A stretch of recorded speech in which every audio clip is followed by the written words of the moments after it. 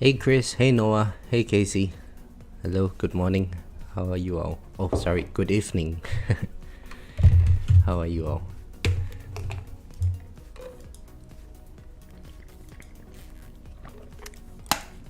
Just woke up. Still trying to regain my bearings. I'm so tired. Oh, wait, we can get a level in this. Let's do that. Nice. Alright, time to do a respec. Doing fine, gonna run the tournament tomorrow. Yeah, I was initially thinking to run the tournament tomorrow as well, but I have some time right now, so seems like more efficient use of my time. What are the battle conditions today? Defy resistance, prot ultimate, okay. Ultimate weapon durations, boss ultimate, mass enforcement, and death defy down. Okay, so bosses are harder today, but bosses aren't really an issue. It's protector ultimate. Protector ultimate is going to get me a lot more chip damage.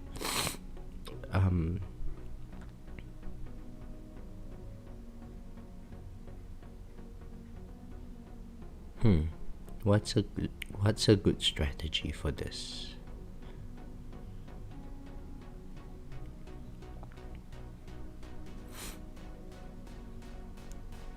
I think some sort of like a bounce webbing variant would be useful for this. Hey Chris, no worries. Please rest more. you need a bit more rest. And I hope you feel better soon. Maxwell, hello, how are you? Damn, I haven't had a chance to finish watching my last video today. The one on battle conditions? Yeah, it's taken a while to make, and honestly that video was really difficult to make. I've been thinking about how to go about doing it for a while.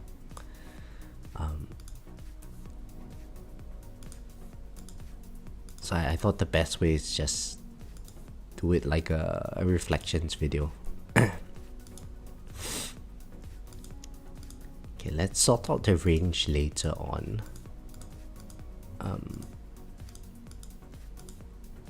For now, I need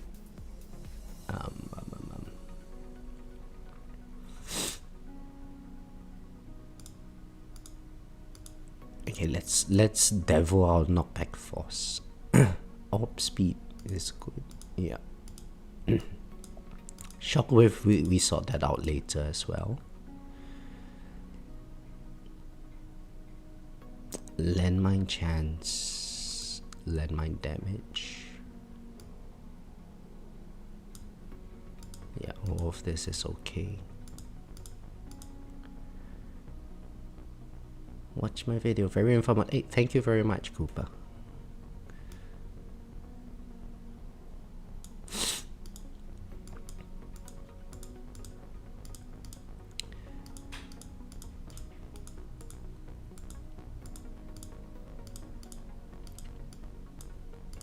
Level skips, okay.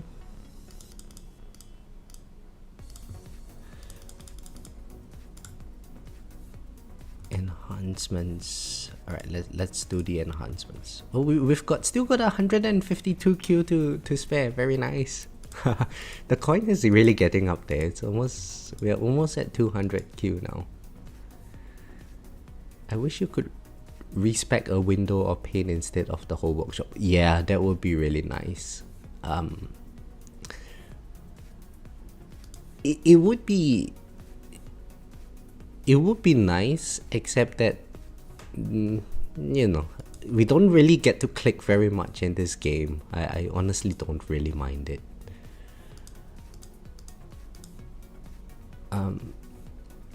Yeah, we were at 1.5 on ELS last tournament, so I think we keep 1.5 on ELS. So to be honest, last tournament I did another run later that day. And I brought ELS to 1.49. I funneled some extra damage, and I lowered my range a little bit, and it got me about 50 extra waves. But I honestly think it's fine to just run at 1.5. I might lose out on a bit of efficiency, but you know, it's a bit too much effort to click too many times.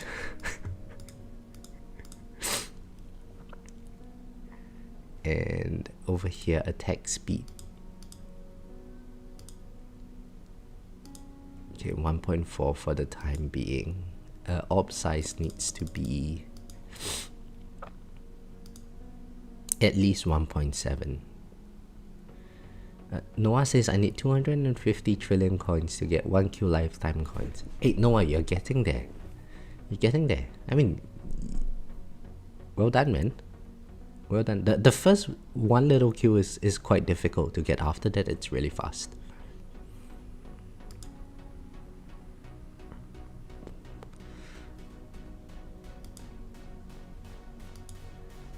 Okay, so from here, let's just bring all of this up to 3.0.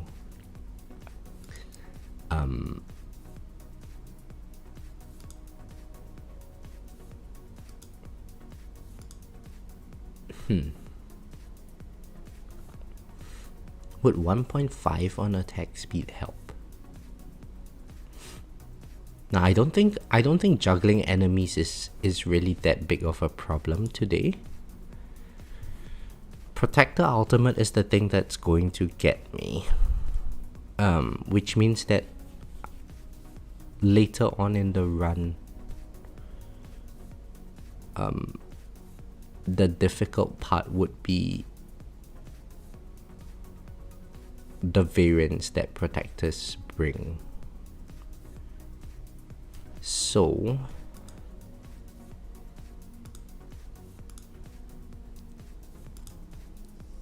I guess I can get 1.8 orb size. Still got 8Q remainder. I guess I can get some attack speed.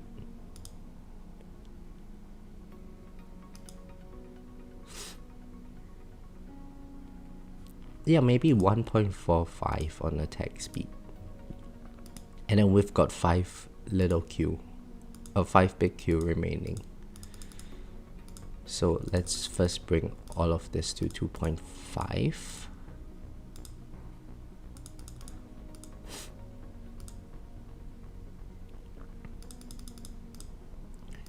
And free upgrades.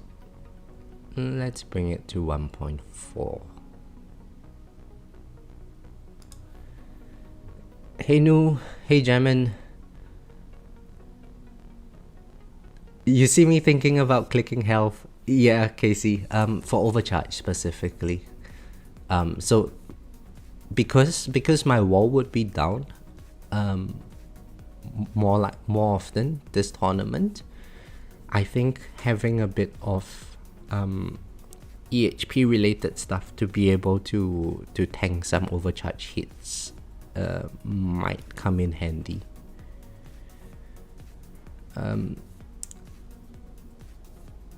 So 2.5 should be sufficient, I think. We can get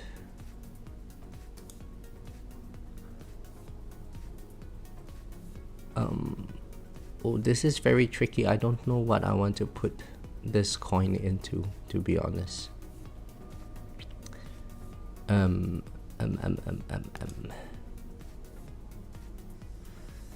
Hey John, and hi Sivan, how are you? Oh, this is tricky. Okay, do I need anything for modules?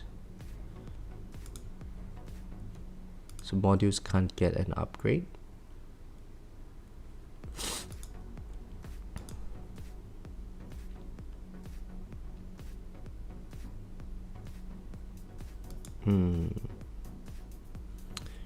Alright, let's get 100 into landmine damage.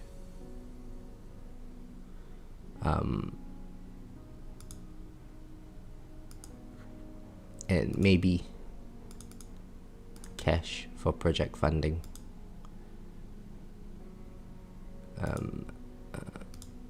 Yeah, 800 little Q. Okay, let's just put that into landmine damage. Okay, so the respec is done. Now what I need to do would be to figure out the appropriate range and shockwave size.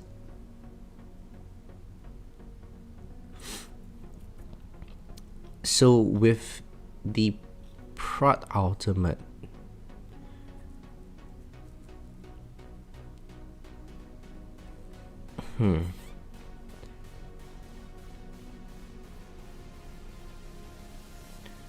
I think there wouldn't be much need for space displacer today. I don't think space displacer is going to help very much, but it's not going to harm us, so I guess we keep space displacer in. So if I'm using space displacer as my S mod, there is no op resistance today, which means that I don't want my ops to trim out all the enemies immediately. So I'm going to keep my extra ops at my range line, but I am going to put my workshop ops just at my inner landmines line. Okay, so what I would then need would be, let's see if 20 on range achieves that purpose. Let's go into just a regular run. Oh shit, I need to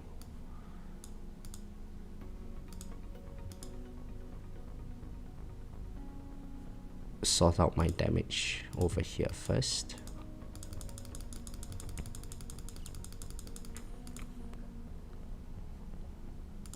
We take out just any random card, add in range. What would my range be at? Okay, so it's going to be 60 meters range. At 60 meters range, where would my... Yeah, my inner landmines are spawning just at my op line. Let's slow down the game speed. There's so much going on, I can't really see. So my inner landmines are somewhat on the inside. Okay, so workshop ops at 42 meters. And the actual extra ops at 60 meters. So that should allow me to trim some enemies with my extra ops, but my workshop ops are going to come in when enemies get in a little bit, so I get a little bit of an opportunity to juggle the enemies around my range line. Okay, so this seems like a good range to keep. So we take out this, put back landmine stun, switch to my tournament setup. Enemy balance and wave accelerator. I don't want enemy balance today, because all it takes is just one protector and then it's you know, good night to my tower. Wave accelerator, we're not really in a rush to complete the tournament, I guess. So we can chuck in health regen here. And honestly, there's nothing else for me to put in. So should I just keep wave accelerator? Yeah, let's keep wave accelerator.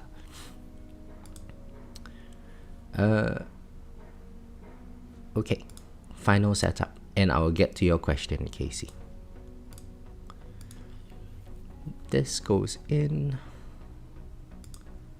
Harmony conductor goes in. I do need to reroll my harmony conductor to get rid of this GT stats. Yeah, do I want to do that now? 200,000, yeah, let's try.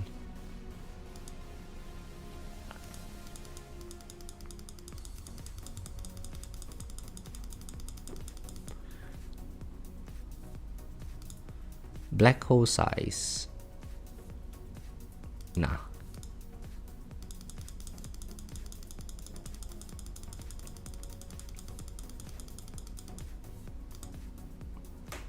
Nope. Why do you keep giving me GT stuff? This is for tournament.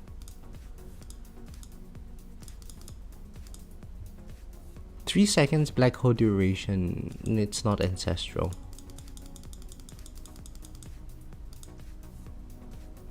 Three chain lightning quantity.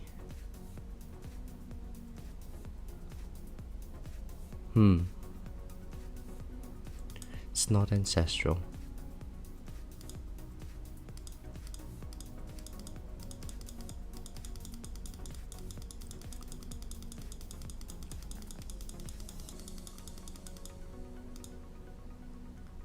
Jeez.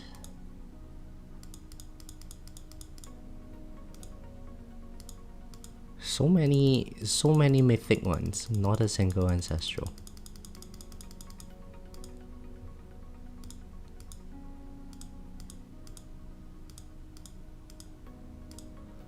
Okay, nothing here. Alright, we keep this.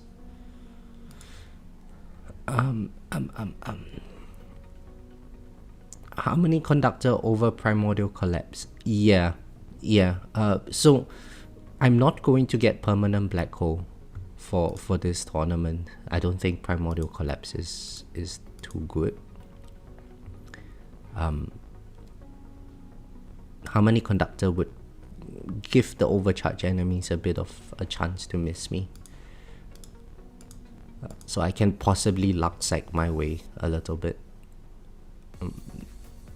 Yeah, I think it makes more sense.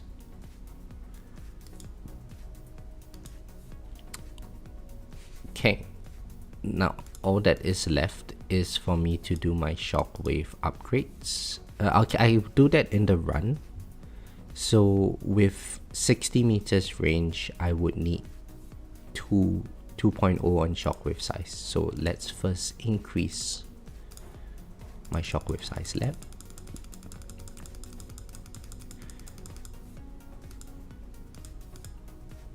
Okay, we're at 1.6 over here.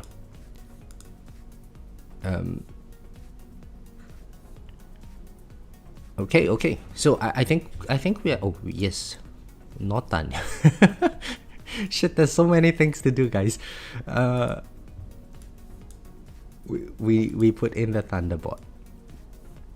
Now, actually, for the Thunderbolt, I'm thinking it might be better to lower the range a little bit. Because right now, if I go into a run, you'll see that my Thunderbolt is pretty massive.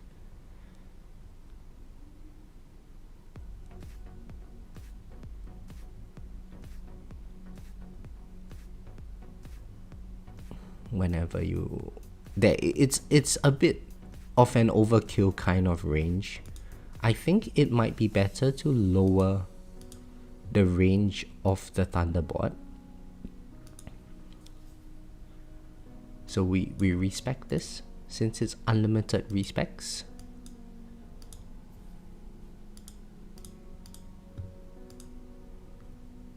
Okay, we max out our amplify bot.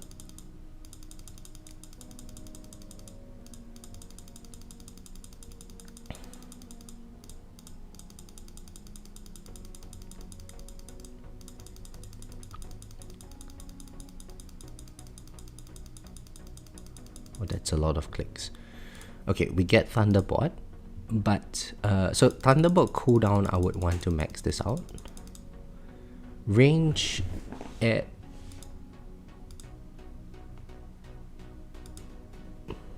how would it look like at 49 meters? Let's see.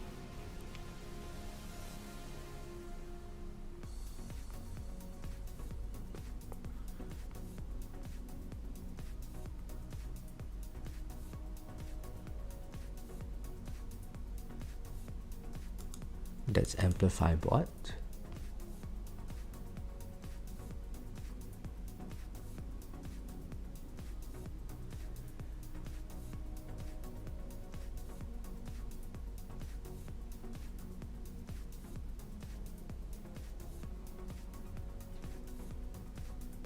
Okay, Thunderbolt now is smaller than my range, so not good. Let's bring it up a little bit more.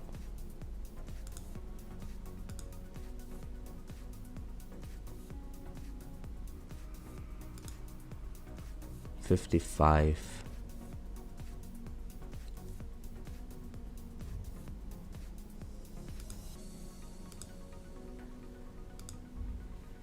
$64. Maybe 70 meters. Yeah, I think let's go 70. So it's the same size as my M-Pod, which is already more than tower coverage. That way I can funnel more into linger and duration.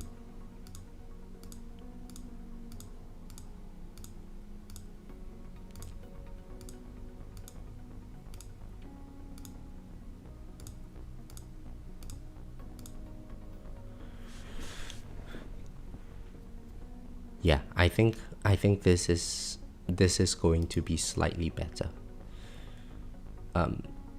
So let's check this out.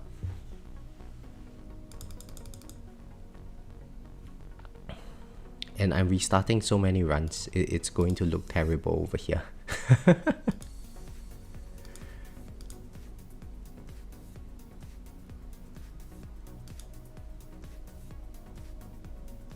Yeah, okay, so I've got a decent coverage on my Thunderbolt now.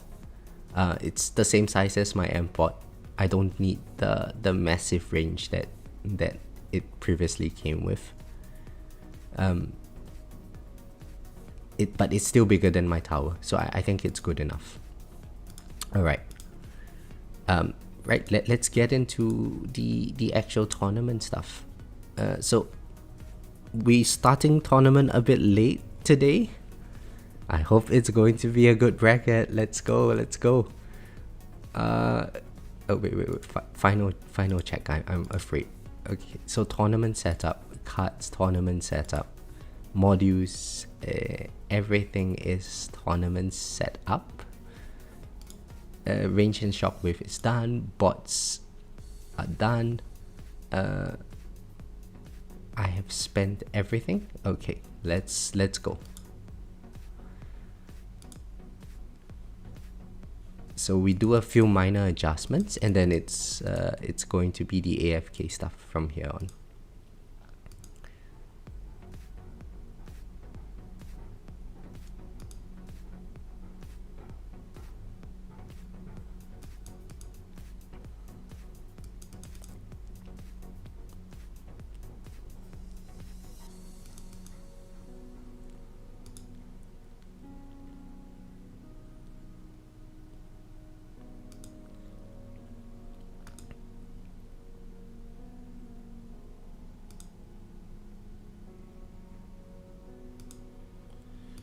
Okay, so enemy attack skips.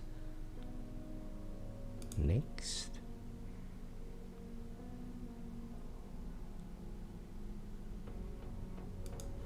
Done. Shockwave size needs to go to 2.0.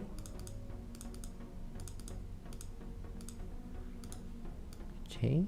Knockback force, we will micro that later on. Range is at 60.9. Now I need to take out range first. sort the op distance out. Done. Damage sliders are done. I don't need to toggle any of my ultimate weapons. We changed the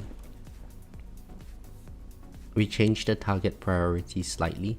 So ranged enemies die first. That has to happen. Then we go for protectors. And then I think closest is going to be fine from here. Range, protector, and then closest. Yeah. So in terms of the overall strategy for this tournament, this is what I'm thinking, right? When the enemies later on start taking a while to die, my extra ops are going to help to trim some of the enemies. I don't want them to die too quickly because there is no op resistance. So it's going to slowly trim some enemies so that they don't really get tagged by mass enforcement. And if protectors do arrive, they are not going to bring a whole swarm of enemies into my tower. When enemies do get mass enforced, assuming they live for a bit, they come in, they get stunned by my inner landmines, so that helps to provide some extra CC. And for bosses, when they come in, my inner ops are going to be tagging them where my energy net stuns them, and they are also going to get extra stuns by Space Displacer. So I think we do have quite a bit of controls to deal with the boss ultimate. Alright, so everything's set up now. Before we check the actual bracket and feel sad, let's get caught up with the chat. So Sivan says you're great. That's good to hear, my friend. New, nothing much, and me, I just woke up, new. My brain is, slower than usual at the moment. I still haven't gotten around to buying any coffee at home. It's terrible. My head is pounding. Caffeine withdrawals. So right, Casey, what are my plans for November stones and Black Friday stones? I haven't planned so far to Black Friday. But for November stones, this is what I'm going to do. So it was a very long debate that I had internally about whether or not I wanted to go very heavy into econ or get more damage. For the rest of this month, my stones are going to try to bring this up to like 50% efficiency, and everything as far as possible, I'll just try to go into econ. My multiplier efficiency is starting to increase a little bit now. Whenever I have spare stones, I just put them inside here.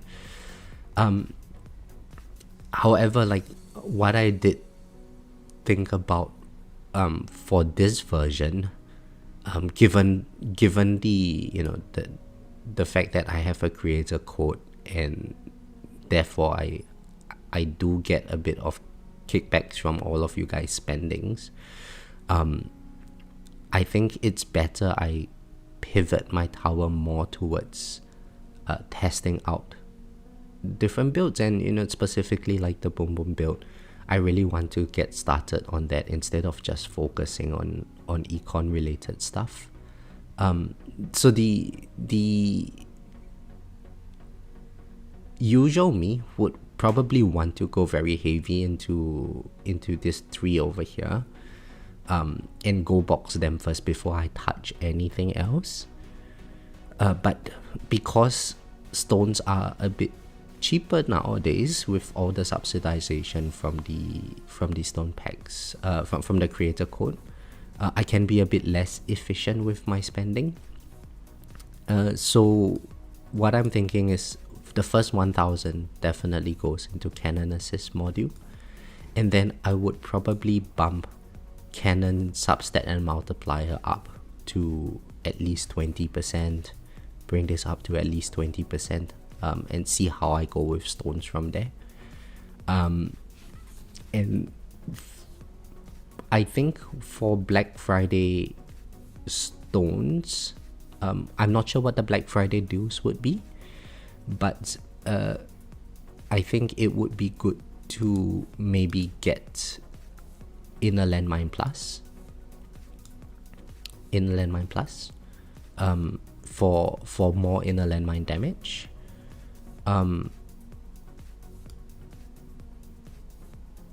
Yeah, and I guess I would be continuing with efficiencies. So I might get Inner Landmine Plus. I might at some point get 2 extra seconds of Black Hole duration. Maybe that can come from the start of the month stone packs.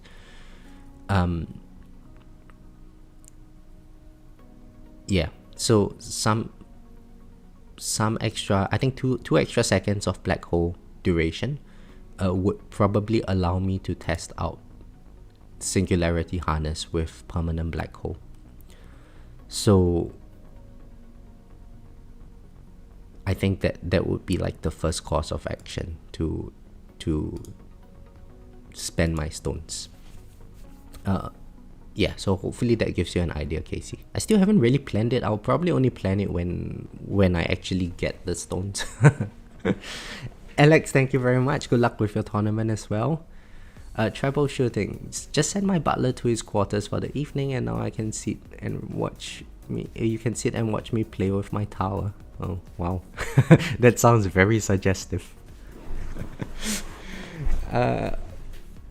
Watch me get Greenie's bracket or Crowbar Zero. No, Greenie starts earlier. I'm thankful I woke up a bit late today.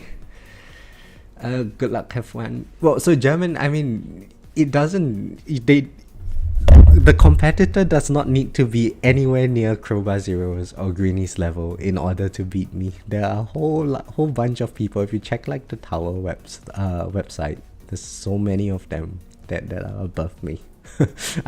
I'm but a small fish in a big ocean.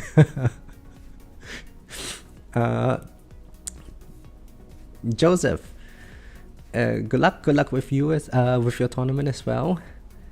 Why the high EA enemy level attack skips? Does that help with overcharge? Yes. So overcharge enemies, they deal a fraction of the wave attack damage. So just having more attack level skips is just going to reduce the rate at which this thing goes up, which in turn means overcharge deals a lot lower damage to me. And it should allow me to survive a bit longer. No coffee still. Yeah. I am a very big procrastinator with getting household administration done. I'm terrible at this kind of things. Adulting is difficult. Never mind. That sounds good. I thought you were going in a different direction. What direction did you think I would be going to, Casey? I'm interested to know. Maybe that would be the more efficient one. Maybe that would be the better one. And maybe that would be what everyone wants to see. I just dropped my phone in my spa. Oh boy, Noah. So you are sitting in a spa watching me play with my tower. Oh boy. This sounds very, very wrong. There are a ton of big guys out there. Yeah, there are. Alright, let's check the tournament bracket. Oh, I'm nervous to click this. My fingers are getting, cold and clammy. Alright, let's check it out. I think Mac is pretty high up, if I remember correctly. No, maybe it's a different Mac. Oh, Getty is tier 21 with 133. Okay. Shit, they changed it now, so it's very difficult to... It's not possible for me to figure out who is going to beat me now. Oh boy. This is... Guys, how are we going to do this? I don't know how to decide who is going to beat me now. I mean, if we see someone with like tier 21 with 500 and above, I'm pretty sure they would beat me.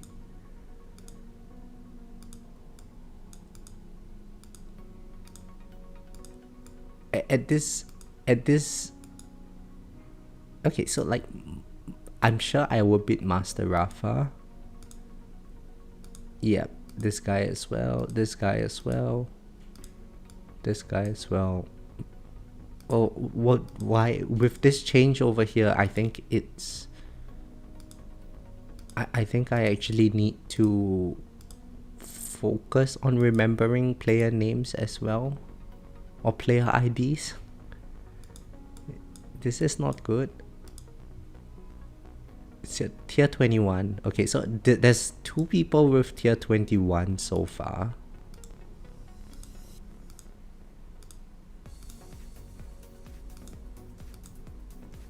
I mean, overall the bracket does not look terrible. We don't have like a tier 21. There's only, including myself, 3 people who would be in tier 21. 4 people in tier 21. Yeah, 4 people in tier 21, so we should get 4th place at the very least. What are their tier 21 numbers? 133. Who was the other guy? 146. 116.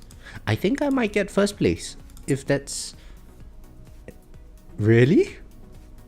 Guys, is this going to be the time?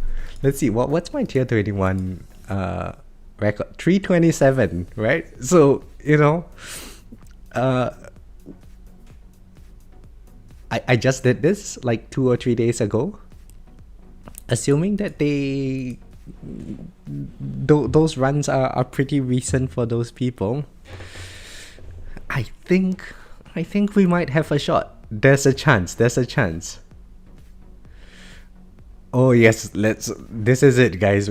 We found a part of the ocean where the food is plentiful. It's time for us to grow up now.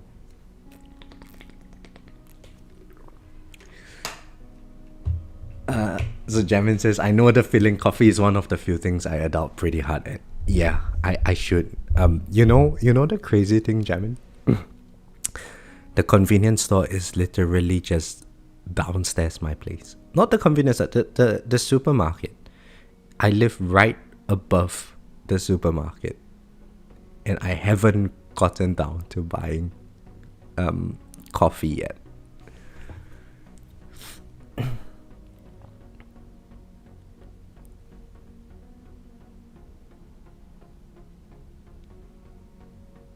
Oh, you saw me screw up to the armor assist while I was talking about core. Yeah, so armor assist is going to have to take a bit of a wait. I do think that maybe with Black Friday stones, I might want to go for 1 click here. Just so that I get more space displacer mines. And then with Inner Landmine Plus, that's probably going to be quite a nice damage boost.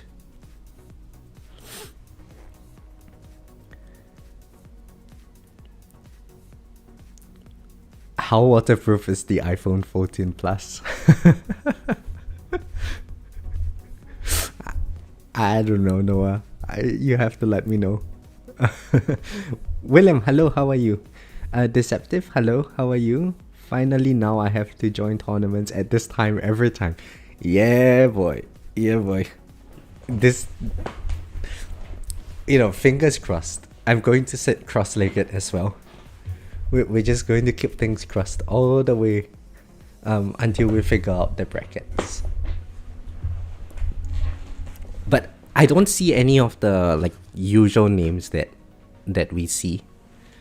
So I guess people really have a specific time that they want to join. Oh, that's closer than my market. Yep. And the little fish gets to be the big fish. Haha, I have graduated from anchovy school. I'm now a little herring.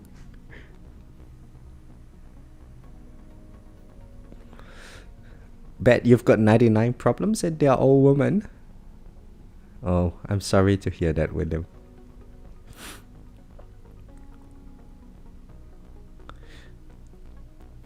You know, there is this saying that, like, woman, you can't live with them, but you can't live without them either.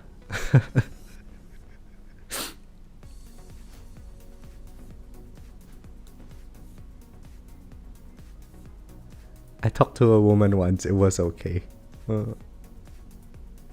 Damn travel.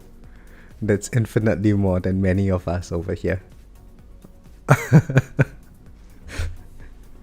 So, how was your experience?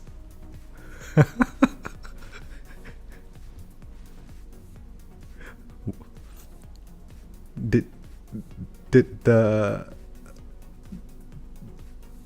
you get bitten?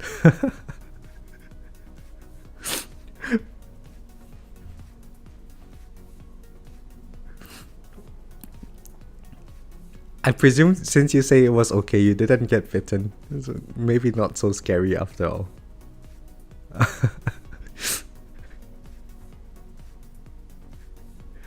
William says, Trevor, whatever you do, don't do it twice. Yeah, you're gonna get the cooties.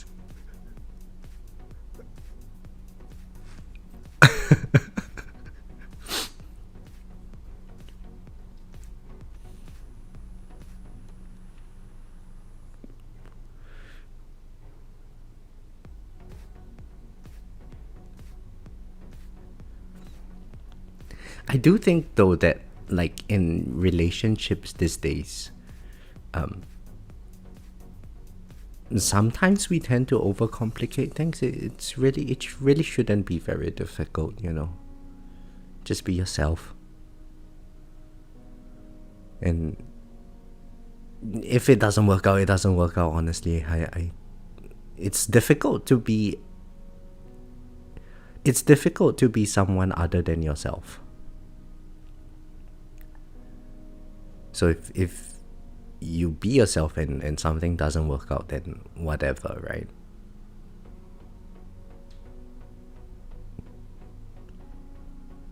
The needless drama.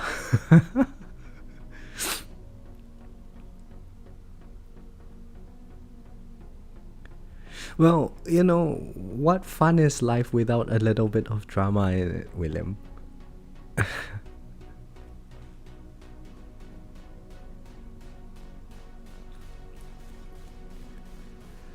I don't know, for most guys, I recommend being anything but themselves.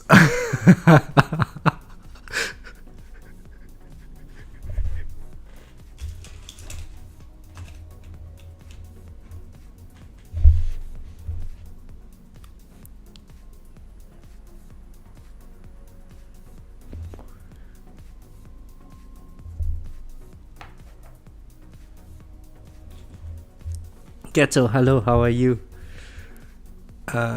I'm a number one a-hole. If I'm myself, they just run away, or Evan says that. So I think so I was just having a chat with one of my close friends about this 2 weeks ago. So I don't think specifically women like a-holes, but you do see that generally people who don't really care very much do get are quite good with women. So I think it's that people are attracted to confidence in general. But you know, we live in a society nowadays where it's very easy to say something incorrect and get cancelled for it. So only people who are real a-holes, they don't give a shit, right? So then they just speak their mind, and then that gets perceived as confidence, and so they end up doing better. But you know, confidence to ladies is how, like, I can only imagine it's like how when a male sees a cleavage and it's like, oh wow, that's good, right? So that's exactly how they perceive it. So you know, potentially being an a-hole is good. It's like the push-up bra effect of being a man. Dr. Trashback, hello, how are you? Long time no see. Would I ever try with Flamebot Casey? Yeah, so that's a good point. If I am running permanent black hole, then yes, I think there would be a role for Flamebot to just EHP my way whenever overcharged enemies come. Maybe in 2 months or so, when I'm able to achieve that PBH thing, that would be when I would focus on Flamebot.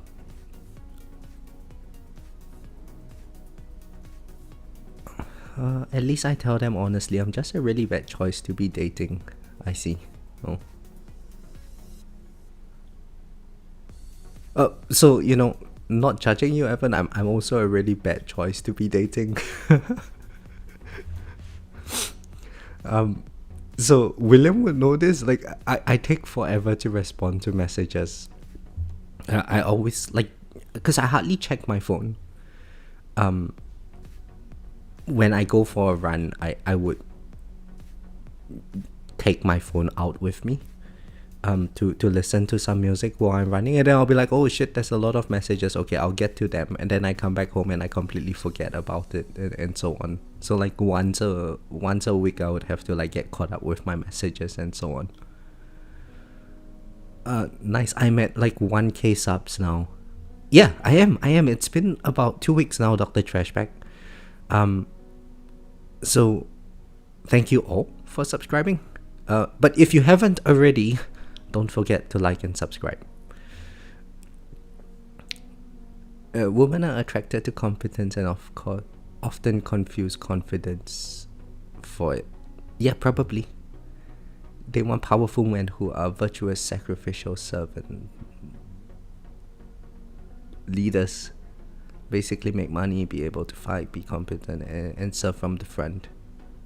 Yeah, I mean, historically it's always been the case, right? Like, males tend to take like the leadership and provider roles.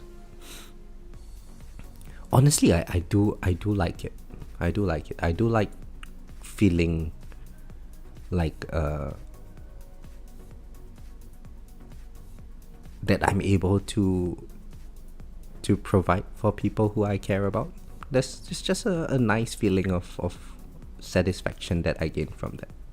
And if it means that I only get socks for Christmas because nobody cares about me, that's fine. That's fine. What matters is that I get to do what I want to people who I care about for. Holy moly, I have 3 poison swamps sometimes. Yeah, so I have so my poison swamp is 35 seconds cooldown with about 90 seconds duration. So yes, I do have 3 poison swamps. With ultimate weapon durations, it's a bit less than almost 3 permanent ones. But yeah, it's getting up there. Guys, take it from me. If you want to get a woman, just show them how developed your tower is. Yeah, boy. Yeah, boy. You know, now that I've got 1,000 subs in this game and a pretty developed golden tower, I think I'm ready to be a ladies' man.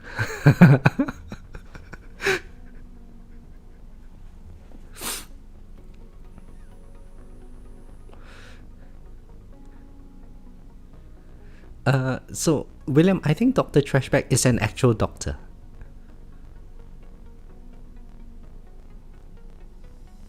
Like a medical doctor.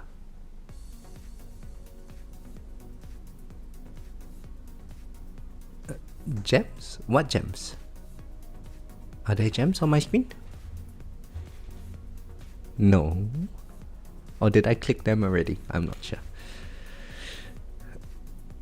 Women want to be desired, men want to be admired as first priority, but broadly speaking, yeah, I think so. And William, you would know quite a fair bit about this since you deal with like behavioral stuff.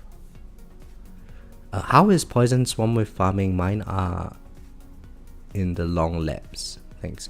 Brian, so I think Poison Swarm is decent for farming. But to be honest, in my farming runs, damage is not really very important. In fact, damage didn't used to be a huge problem until I started getting to tier 16. No, tier 17. So at tier 16, I was running something like 2.2, 2.3 on my damage enhancements, and that was more than sufficient. Most of the damage is just going to come from orbs, and the longer you are able to delay when bosses start smashing into your wall and so on, that all comes from chrono field. So having a bit more damage doesn't hurt in farming runs. It's not necessarily very important. Poison Swamp is really good when enemies live for a long time, and you don't generally want your enemies to live for very long. In farming runs, you want to kill them as quickly as possible. So like, I had pretty developed Poison Swamp. I haven't touched Poison Swamp in a long time, so this is basically how my Poison Swamp looks like for at least like 2-3 months now. I didn't see much benefit in it in my farming runs, but when I got Spotlight Plus level 2, my wave count and farming runs went up significantly, and because I was doing tier 17 farming, I was able to kill tank enemies a bit faster.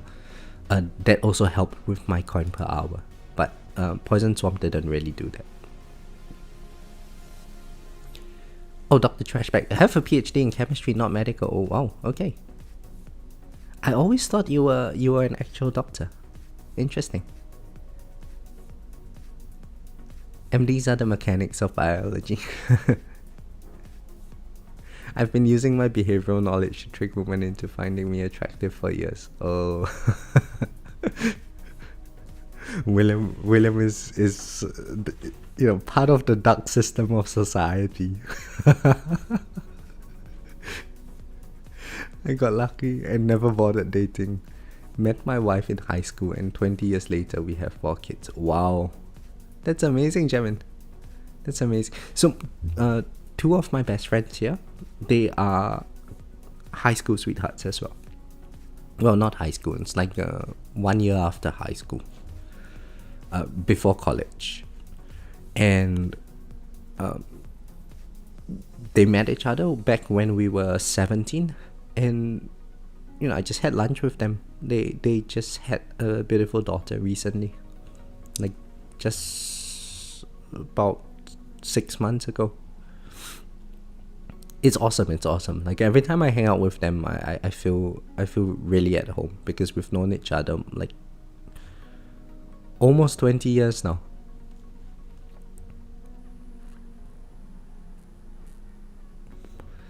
Graham, hello, how are you? Flipsters, hello, how are you?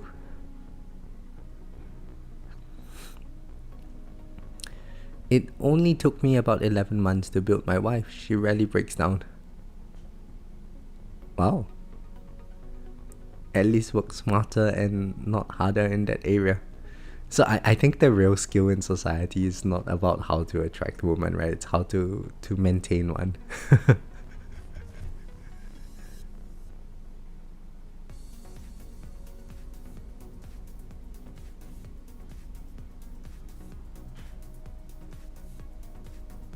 Oh, I got some messages from William. Yeah, I'll check it out after the stream.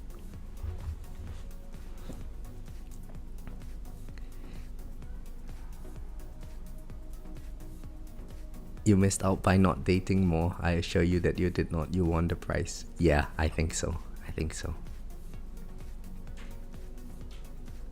I can pay shipping. Sister's the dishwasher. I met my wife in grad school. She was one of my students. Wow. Well, what is this, Dr. Trashback? Isn't that like a conflict of interest? So, you know what, Dr. Trashback? Like I was speaking to one of my friend, to that close friend of mine. I think it was a year ago now. And he was like, "Why don't you date any of your students? Have you dated any of your students before?" I was like, "No, it's against university policy, right?" And he said like, "Yeah, but like nobody has to know after you teach them for a semester, and then after that you can probably date someone you find attractive there." And I told him this. I was like, "Well, we are in our 30s now. And I typically teach first year university subjects, so they are like 18. And so when I see somebody who is 18 now, young, you've got youth in you, and it's not like people really dress up to go to class, right? So the students don't exactly wear very attractive clothing or do some makeup and stuff. It just doesn't. I just don't find I don't find that kind of look attractive anymore. In fact, like when I see someone who's 18 nowadays, you can still see like the softness in their features. It's like a bit of the baby fat has not left the face yet.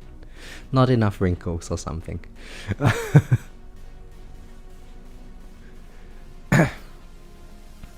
Yeah, so I think that's fine, Dr. Trashback. Like after she's no longer a student, that's what my friend was saying as well.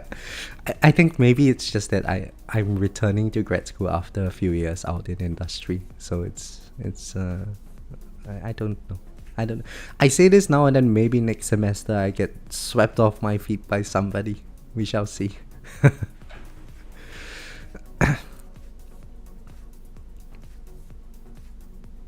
Actually, there are a ton of PhD men who have married their PhD students or postdocs. Yes, I at least in economics, William, that is true. There are a lot of maybe students turn co-authors, turn spouses. For me, I do think that if I eventually find somebody, she has to be out of the field of economics. Can be anything else, but not economics. I don't want to have to spend my whole day thinking about economics. Isn't poaching the undergrads a benefit of being a grad student? Possibly, Graham? Possibly. Maybe that's what I've not been doing right.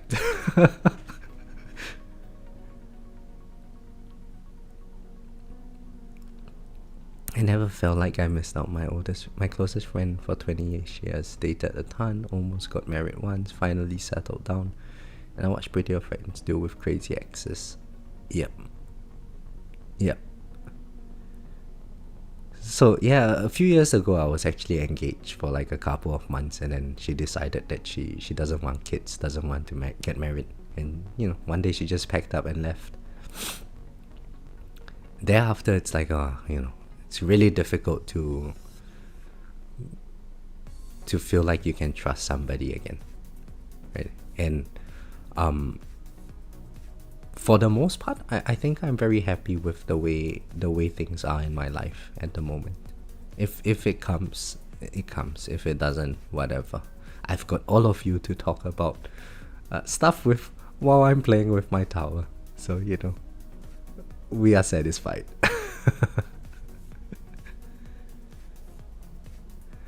A man can stand out if they are not fat and dress well. Okay, so I guess as a species, or as a gender, we set the bar very low, Dr. Trashbag.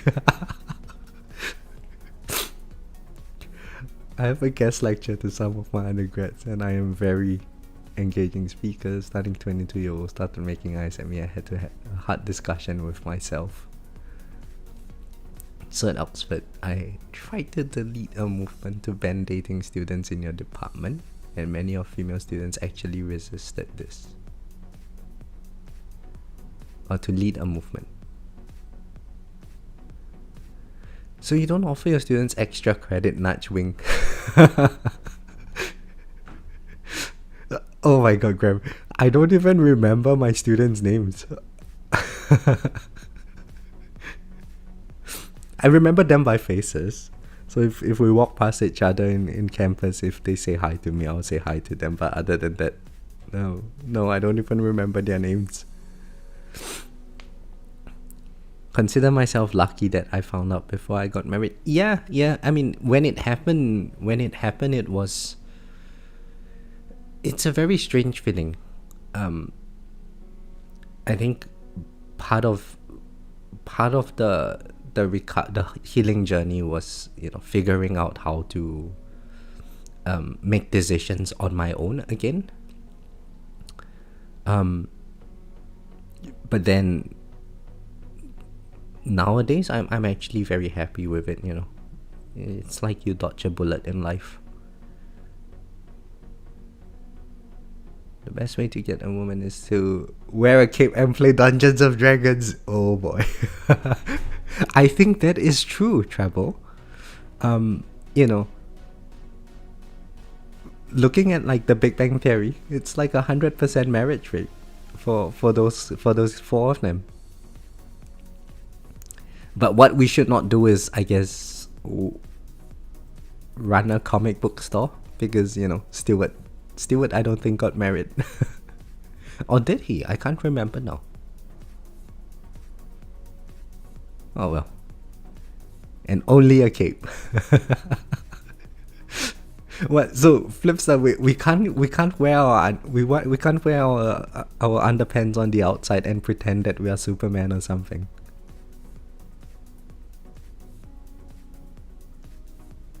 Who you marry is the most important dissension of your life. What does dissension mean? Wear nothing but a cape and purple striped socks. Oh, I think they're making a spin-off with Stewart. Oh, nice. I didn't realize that.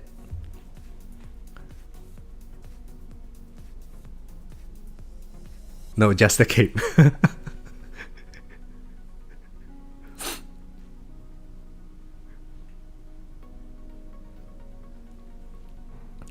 Guys, so, you know, there's only one way to end this discussion.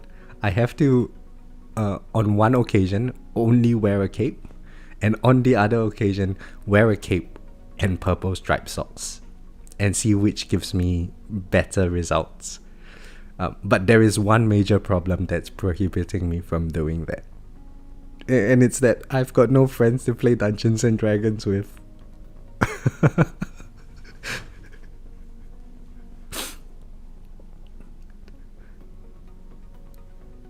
I mean, I could do it for science, it's just I've got no friends to play Dungeons and Dragons with.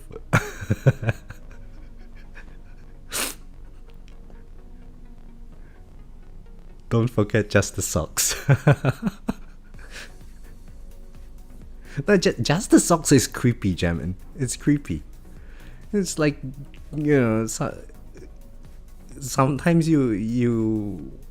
Yeah, okay, let's not get there. I think the conversation would be a bit too bad for that. But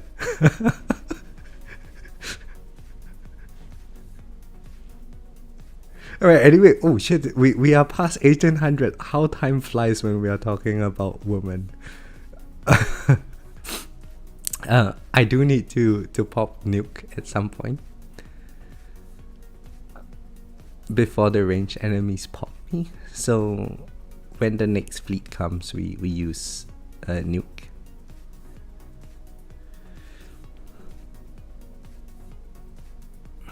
I think it should be soon, right? 1990 or 1995 should be a fleet. Let's see. Nope, no fleet here. Maybe 95? Now, there is something I wanted to try today, which is I'm going to pop nuke one wave after the fleet arrives.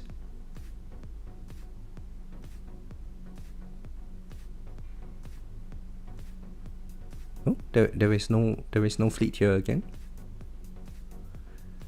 So my rationale is if I pop my nuke one wave after the fleet arrives, later on in the run, when there is another fleet that arrives and it takes a while to die, my nuke will get that fleet. But if I pop nuke right at the start of right at the wave where I see it, in the subsequent run, in the subsequent nuke activations, unless the fleet is alive, I would not be able to get it, right? So if the fleet hasn't spawned yet, and nuke pops at the start of the wave, I wouldn't be able to get it. But like over there, the fleet spawned at 2005. I pop nuke at 2006. So at 2305, another fleet would spawn, but 2306, my nuke would get it if it's still alive. Just go shopping and see for yourself. You get all the ladies. Jamin, it's not a matter of video call. I've got no friends. Treble, what other factors you use when deciding not to use black hole during a run? So these days, with the commander enemies, I think black hole is really important. In fact, having permanent black hole is going to save a lot of unnecessary damage from occurring. So with the, later on in the runs, the commander enemies are going to, I guess, buff the health and everything, buff everything of all the other enemies, and they are going to get very heavy, or they're going to get a lot of mess, and so they're going to keep coming in towards your tower. So if you have permanent black hole, they're all just going to be held by your black hole. You don't have to worry about them smashing into your wall or just nuking you and killing you. So I think with version 27, you should always leave your black hole on. In the past, without commanders, there was a role for not turning black hole on. So for instance, in today's tournaments, because the ultimate weapons are not at full duration, my black hole would fall a lot faster than it normally would. And so there could be a chance where, like, a ranged enemy gets sucked into the center of my black hole, but it doesn't die just yet. And if it doesn't die, when my black hole falls, that ranged enemy is now at the range where it can shoot me, and it's going to take out my energy shield charges and so on.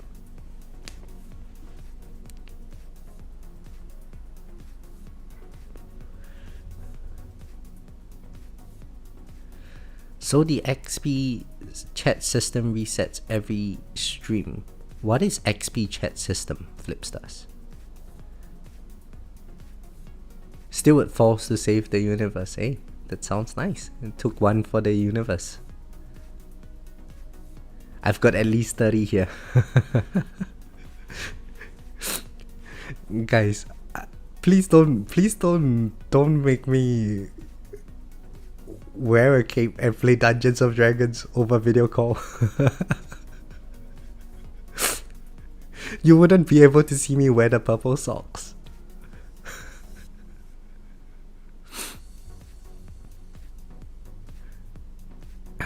Thoughts on Black Hole Plus, Matthew? So good question. I technically do not know what Black Hole Plus does. I know it does some damage, so more damage is good, but I'm not clear specifically on what Black Hole Plus actually does. I know when it ends, it maybe does a bit of damage to enemies, but that's about it. Top fence system. Oh, let me click top fence. No, it's still here. It's still here. It says Graham is number 1. You are number 5, Flipsters. Well, but like all of you guys have the same XP. So like the first 10 people all have the same XP.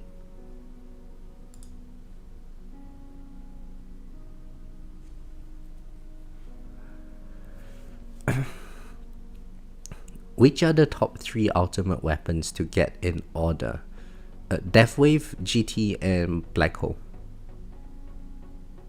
Oh, Ultimate Weapon Plus, I'm sorry. GT Plus, CF Plus, and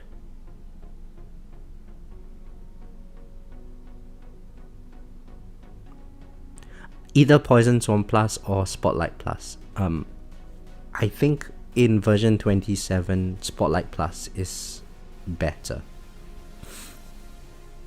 But Spotlight is a very, very expensive ultimate weapon.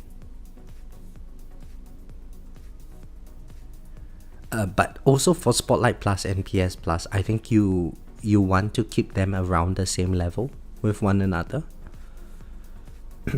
So you don't necessarily need very high of each, but they sort of benefit each other very nicely.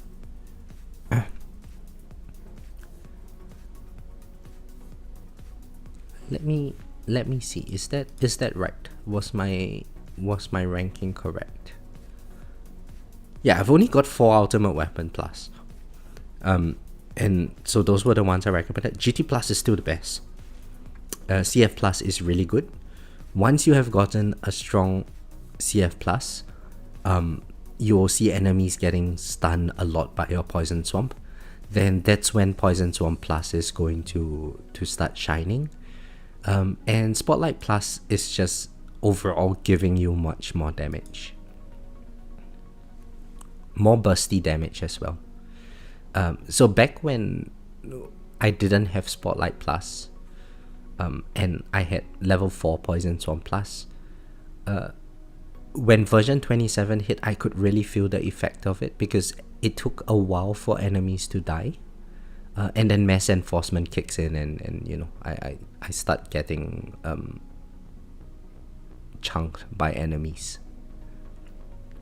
But now that I've got like 2 levels in the Spotlight Plus, it's helped a lot with just overall reducing the amount of chip damage and so on.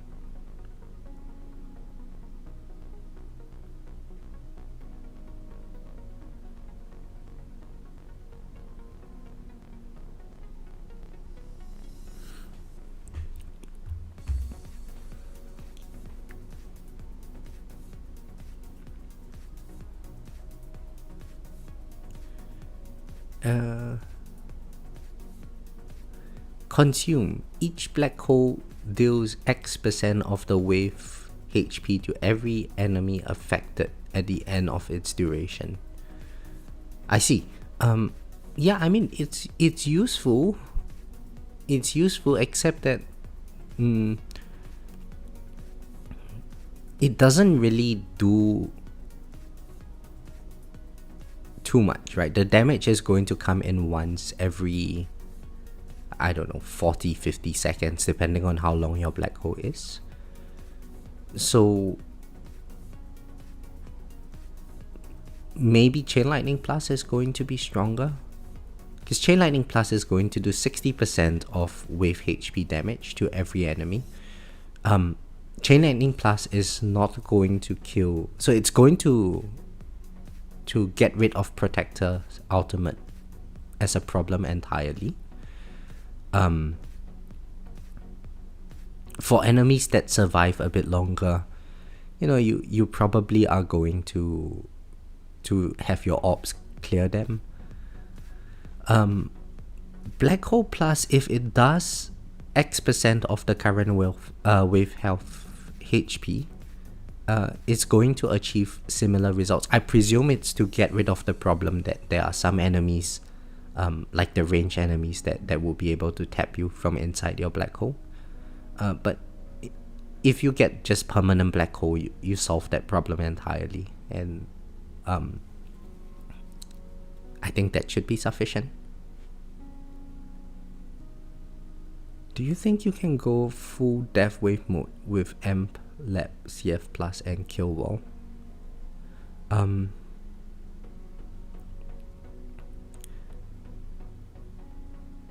Not really, Flipster. So I do think that Death Wave Plus with Kill Wall is going to be really powerful. However, it's not going to be consistent damage. With damage, you want it to be consistent. So Death Wave Plus, I guess, would be good if I can control the boss for a very long time, and I get a lot of Death Wave amps on that boss, and then finally the boss gets one tapped by my wall. I think it has a use then. But with Mass Enforcement, if enemies live for too long, you are probably going to run into troubles. So I think it's good as a secondary layer of damage. It's not good as a primary layer.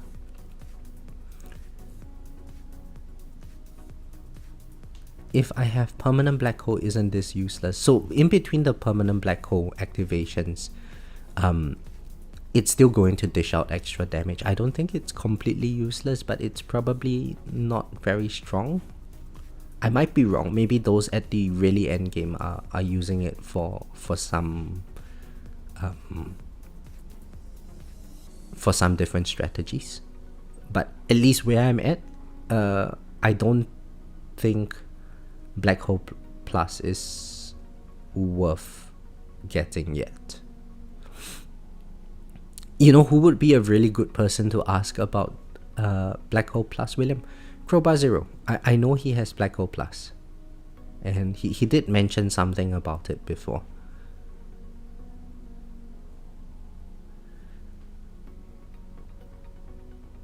You get punished for your duration investment. Well, not really, Flipsters. So don't forget that Black Hole has a max cooldown of 50 seconds, right? So if your duration is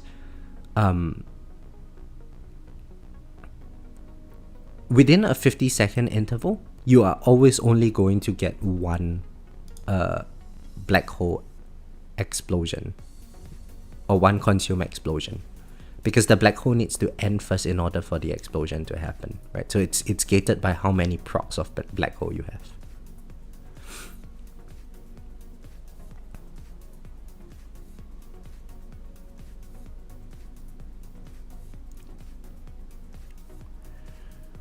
What is the Black Friday sale going to be? That's a good question, William. I have no idea. It's probably going to be a good one though. They would want to entice people to buy stuff.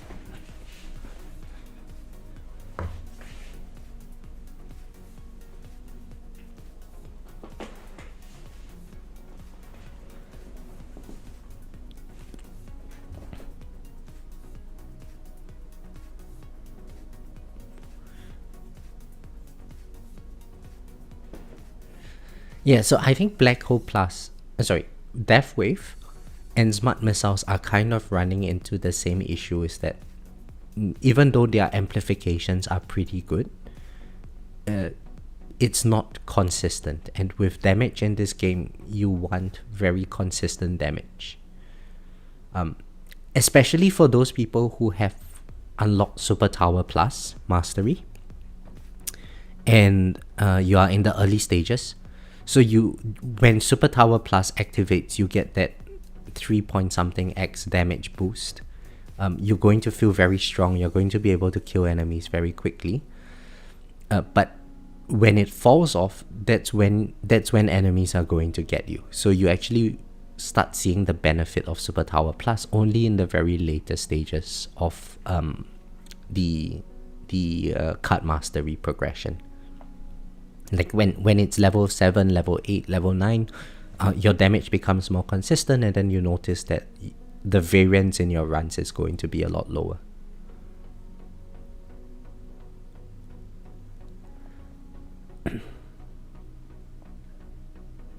Super Tower Mastery is amazing. Yes, I agree.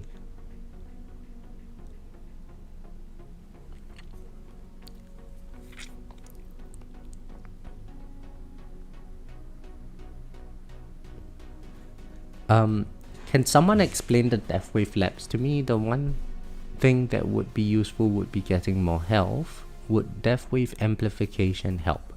I have all but the last wave. Okay, so it depends, William, on whether or not you are using Death Wave for farming. So you would come to a stage where your death wall is going to last for quite a long time. If your death wall lasts for a long time, then having the amplification lab helps to extend the duration of which it lasts for. So then you can go for like a few thousand waves without your death wall breaking. So enemies just smash into your wall and they die, and you get pretty decent coin in that few thousand waves. But ever since card masteries came into play, it's not so important anymore, because, well, the card masteries allow you to farm higher tiers, and in higher tiers, I think beyond tier 11, tier 12, your death wall is going to drop off very, very quickly.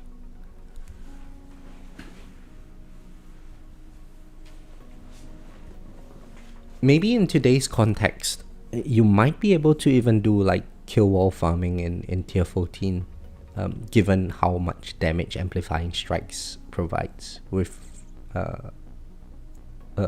yeah, maybe you can do like where I'm at. I should be able to do a couple of thousand waves in tier 14, I think, like at least 1,000 2,000 waves without the death wall breaking.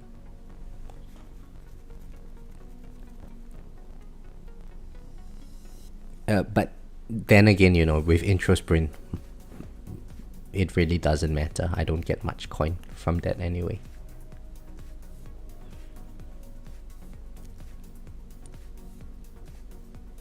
That is to say, it's hard to max death wave health in tournaments. In Legends, yes. In Champions, no. In Champions, it's really easy. So as long as your death wall is active, any enemy that smashes into it is going to provide you the health bonus.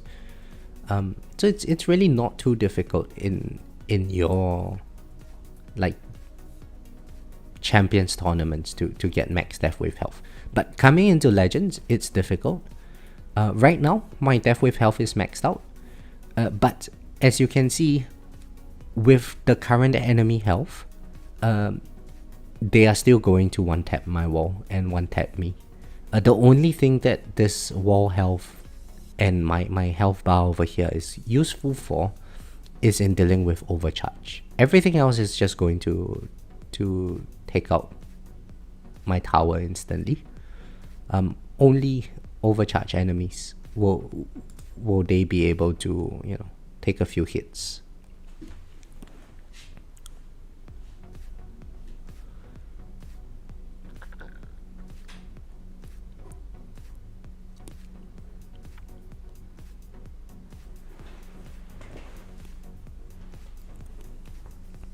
I'm placing like 8 to 10 in Champions. Yeah, so then Death Wave health is pretty decent, William. no harm go boxing it, to be honest.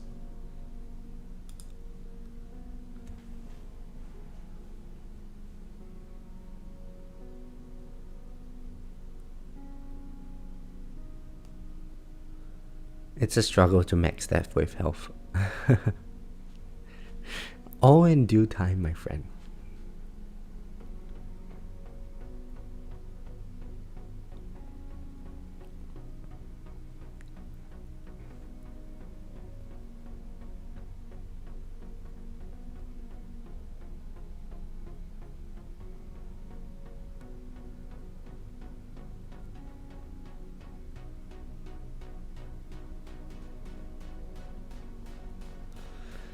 I'm just following effective paths for the most part. Yeah, I mean that's fair.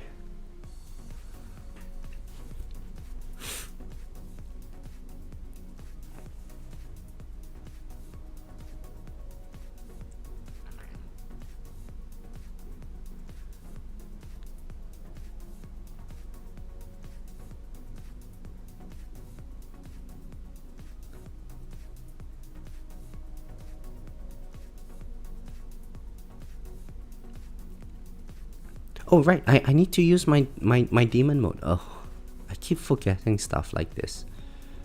Right, when the next fleet comes, we use demon mode.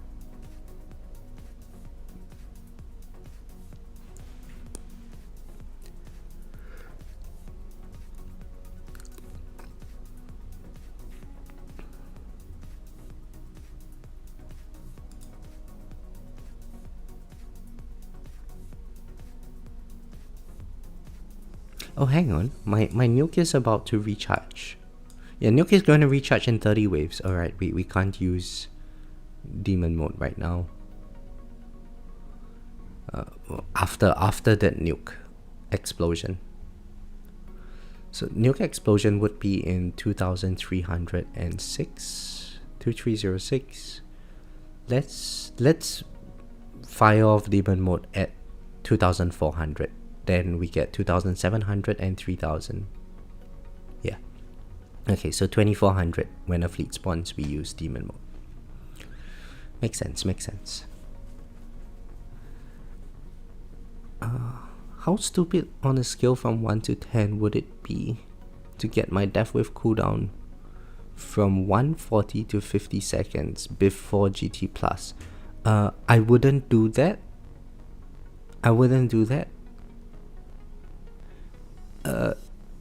Flipsters, I would get 100 seconds death wave cooldown, so that it syncs up with GT cooldown of 100 seconds and black hole cooldown of 50 seconds. Then I would go for GT plus until at least level 8, level 9, before thinking about lowering death wave cooldown to 50 seconds. But that's just me.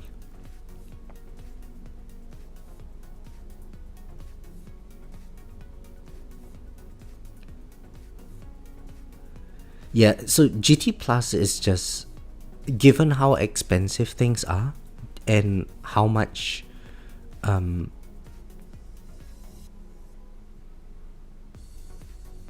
benefit having the extra econ helps, I think it's really hard to say no to GT Plus. And whenever like the choice has been between some ultimate weapon or GT Plus, it's always been GT Plus. And so far I haven't regretted that decision. Hey Flipsters, you're playing the game right. you gotta go for like the boom boom strategy, Flipsters. It looks so mesmerizing when everything is just firing off.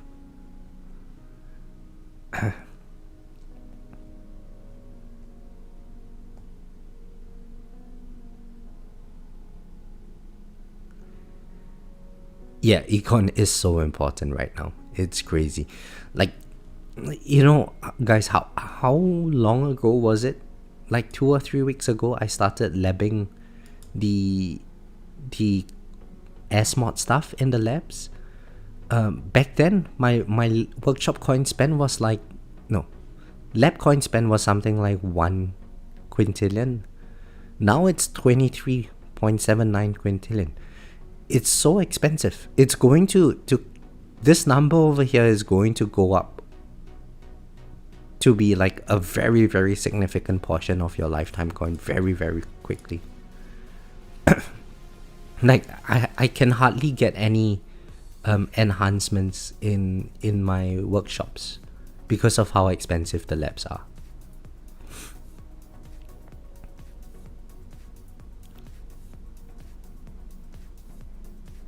GCOM and Ancestral Death with Quantity substat can get you nearly 100% on death wave effect waves. Yes, that is true, Jamin.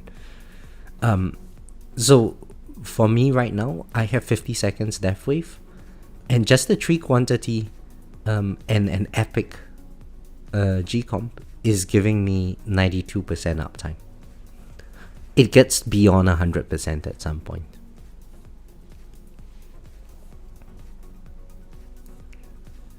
Just like when first doing masteries then. Yeah. The only difference, Rob, is that let me pull up the labs. Like I was told, each of these labs, to go box them takes about 6 months. Something like that. Or 3 months. 3 months to go box, if I'm not wrong. So they take a very long time to complete, and they are very expensive. You can see just from 10 to 11 it's 2 quintillion coin. I can even remember just a few months ago when I made my first quintillion. Now the labs are costing double of that lifetime coin. It's crazy. Hey, thanks for joining the stream, Jamin, and good luck with your tournament as well. Catch you again soon.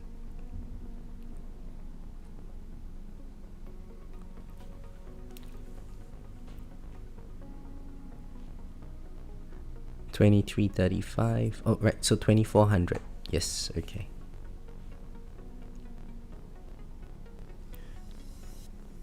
I remember how rich I felt for about a week in Workshop Plus enhancements after I finished a few months of 4 to 5 masteries significantly, and then back to 1 click every 2 or 3 runs. All to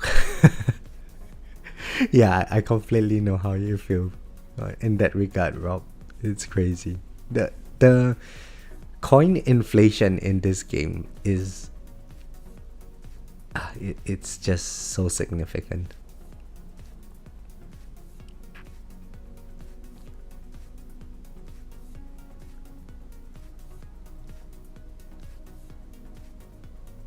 Oh, but on the bright side, I got my tier 2 unlocked. It just takes 50 coins to get an extra 0.5% of ELS now. 50 keys for a 0.5% and increase. Painful. We're going to have to spend another 2 weeks or so. Unless today's tournament is going to be the tournament that gets us to first place. Let's check out the bracket after we complete the run. I think that will give us a better idea of the overall performance of our competitors. But 25 keys would be nice. I can't complain with that.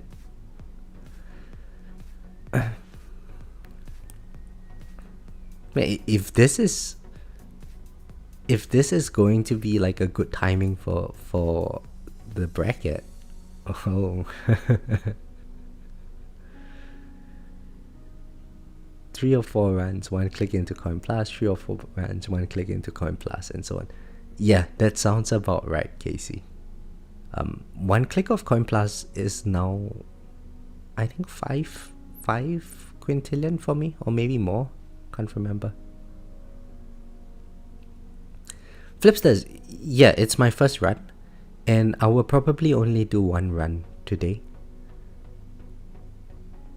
So right after this, I have to go do some assignment marking. It's due on Monday, and I haven't started. to mark some assignments for my students. And oh my god, 2 days ago I was having like the worst day ever. So I use this system called Mathematica for quite a lot of my computations, like for simplifying algebra and just overall the workhorse model of the basic version of my paper. And I was running some numerical simulations, trying to plot out some graphs and so on. So I was using Mathematica on it. And I was writing all of this code up for the model.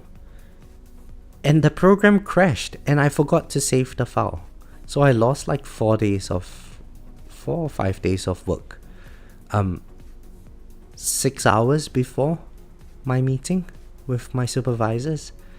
And I was like, oh shit, this is completely screwed, right? So I just emailed them and I told them on Friday that, look, this thing happened to me and I don't think that it's worth having a meeting this week. Just because I wouldn't have anything substantial.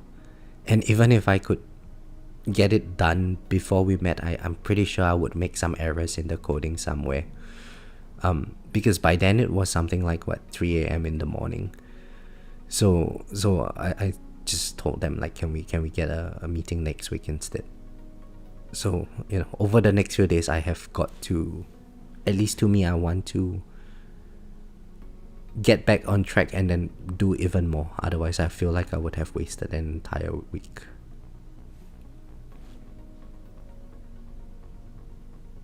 I was annoyed it was 50 keys the first time because you have to go through EALS first, then went up the middle and thought I could scoot across directly to EHLS. Oh yeah. But I think for tier 2 we can just go straight to EHLS first. Just imagine everyone in a cave, only a cave door.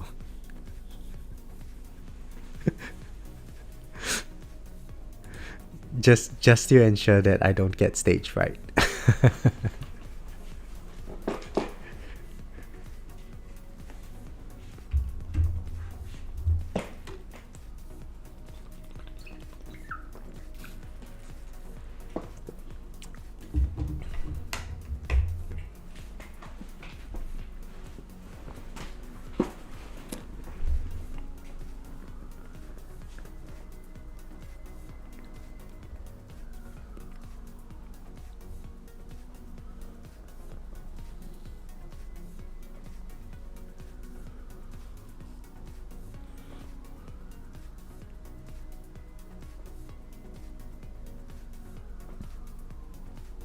I developed a fast grading system for my buddy who was a history professor. Take the assignment, roll a die.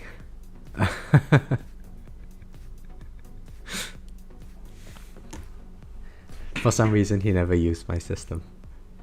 Well, Graham, I think rather than roll the die, it takes too much effort. You just uniformly distribute the grades across the 6 grading schemes. That would be easier, right? So you just go 1 2 3 4 5 6, 1 2 3 4 5 6, 1 2 3 4 5 6, basically.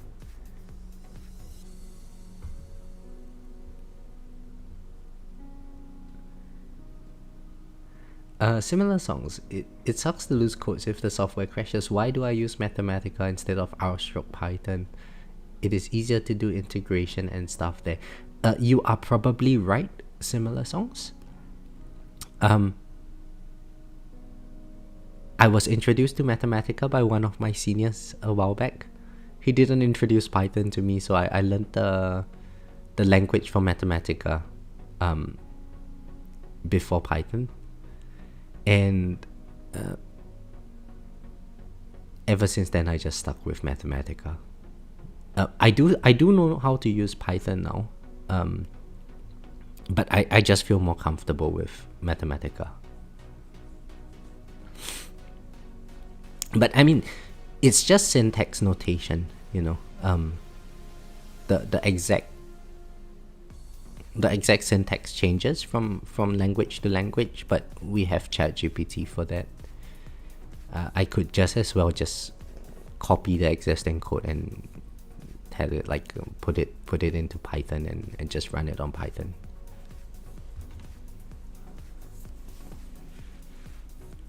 Have I tried Claude? I tried Claude. I honestly don't see a difference between Claude and ChatGPT. Like,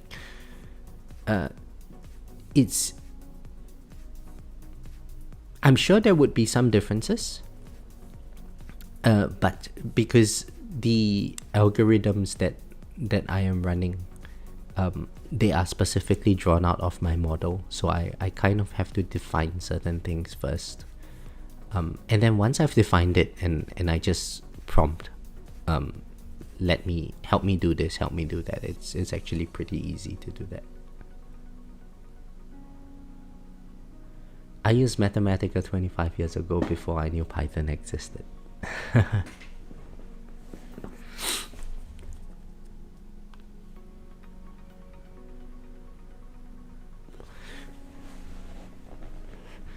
Yeah, so like, I think I'm comfortable with MATLAB and Mathematica, but I think nowadays most people are using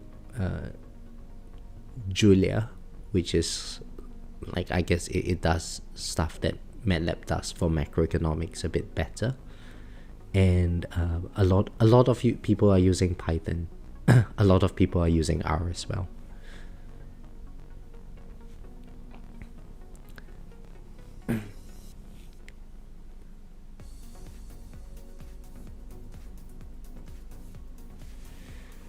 Eric, hello, how are you? And yes, I'm working on getting a PhD in economics, and my area of study is in game theory.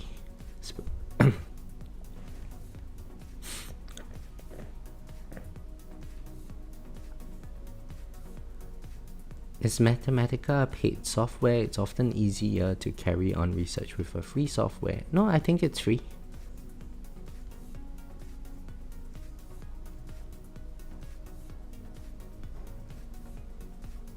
LaTeX is still the formatting software that we use in economics.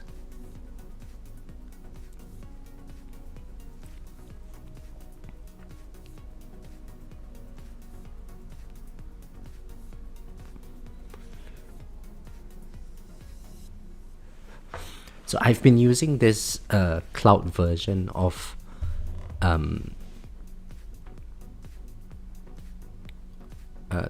tech, which is Overleaf, and I was just having a debate with my supervisor 2 weeks ago. He was saying that he uses TechMaker, which is like a non-cloud version, and he says that the non-cloud version is better because it compiles faster, and you don't have to worry about losing your account and so on. And I was like, yeah, but then if my computer crashes, then everything is gone. And he was like, yeah, but how often does your computer crash? And oh man, the next time I meet him, I'm going to tell him, look, my Mathematica crashed. get off TechMaker. Go on Overleaf. I have skated out of game theory throughout my bachelor's degree in econ. It's get me too much. Econometrics and machine learning is my personal favorite.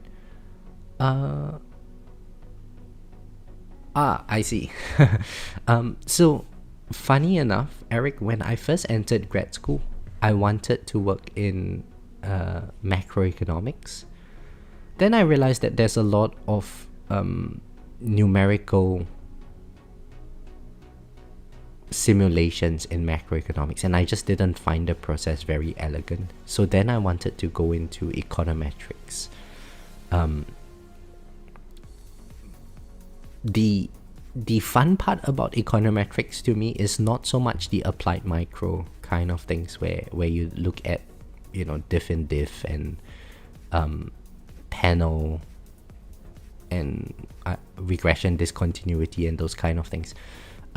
they are useful for addressing very real world problems, I guess. But the fun part about econometrics for me was on all the projection matrices and stuff. And eventually, I realized that once you have understood like the basic stuff, right? Like what's the moment generating function, and you build your models from there. Econometric theory can get quite boring. It's very repetitive. So then I thought, well, since I'm more interested in the mathematical aspect of things, let's see how microtheory is like. And I did a course on game theory. So I mean, in grad school, everything is game theory. From the first series in microeconomics, you might do a little bit of like the Mescalel kind of stuff in their textbook.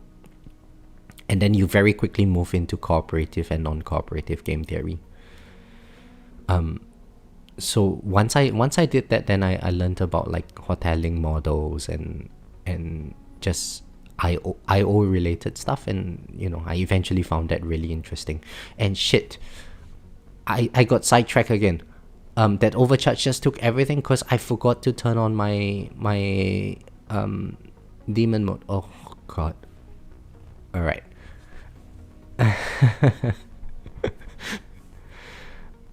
But Eric, I would say don't get too scared of game theory.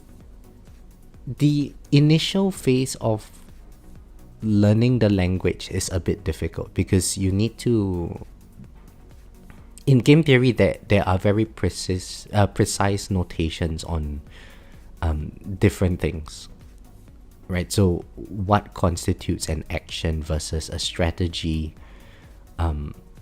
versus the payoffs and so on, and you state the rules of the game. So once you have that down, right, like once you're able to state the rules of the game, you clearly define the actions and the strategies, then it's all just about the solution concept that you are employing, and the solution concepts are very standardized. If it's a sequential game with incomplete information, it's going to be like sequential equilibria, or like weak sequential perfect Bayesian. They all mean the same things. If it's a simultaneous move, then you use Bayesian-Nash equilibria. But once you have understood those differences, the actual implementation of solving the game is not too difficult.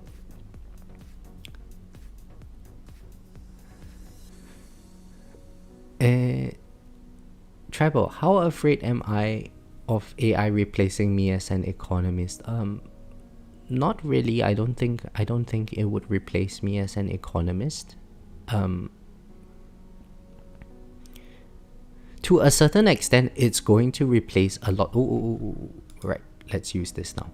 All right, we got our demon mode up. To a certain extent, it's going to replace some of the job functions that we do. However, I think the ability to come up with new concepts that are worth asking, or new topics that are worth asking, still falls on the professional. So we might use AI to produce more output, but the inputs still has to come from the practitioner, I guess. Sometimes it's easier to run a LaTeX file in Overleaf, and they can take care of all the errors and warnings. But for local software, yes. So with like TechMaker, you forget to put one of the curly brackets or something, and that is it. You have to spend an hour debugging. And it's definitely a lot easier to collaborate on Overleaf. The fun part of econometrics are the matrices. Yeah. So the projection matrices, right? Like all of those X transpose X inverse X transpose stuff, they they form they were what was interesting to me at the start, but then after a while it just gets very repetitive. I really enjoy game theory at this stage. The learning the language was tough, but once I had learned the language and became proficient in working with the different types of 3 overcharges in a row. Once I became proficient with handling the basic concepts, it's really fun to just write a game, state the rules. These are the rules that players have to abide by. So how would they behave given these rules? And then you can even go one step further, and then if you look at mechanism design, it's we state the outcomes, and then we decide what the rules have to be in order for us to achieve those outcomes. So it's like answering game theory, but from the reverse end. So in game theory, I state the rules, and then this is how people would behave. Mechanism design is more like, we want people to behave like this, so how should we set the correct rules to nudge them in that direction? I love my class in mathematical modeling and economics. It was 2-semester course where we learn how to tweak models to fit desired outcomes. Most people don't realize that happens in econ. Yeah, that is true. That is true.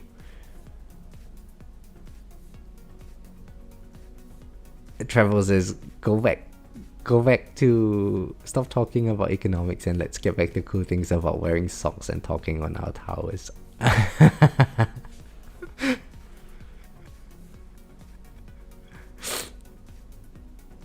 In the other news, the Queen died today. Which Queen is it? I'm presuming it's not Queen Elizabeth. Queen Elizabeth died a while back.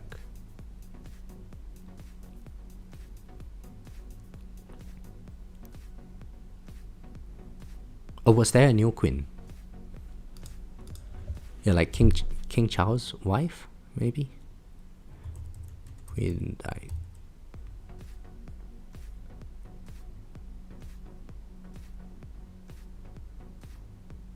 Thailand's Queen Mother. The Thai Queen, yeah. Okay. That one, 93 years old. I mean, she led a good life.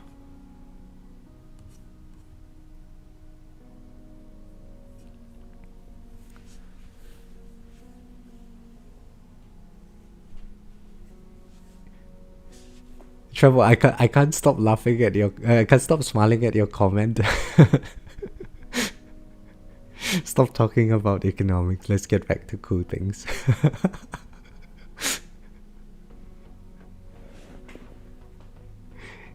I thought I was a cool kid. You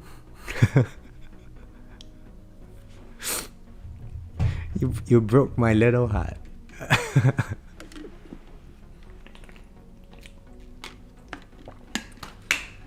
Similar, I maxed the duration of summon and currently doing a farming run. Damn, I haven't even unlocked the summon chip, but I'm going to get it soon. Apparently it's really good for coin.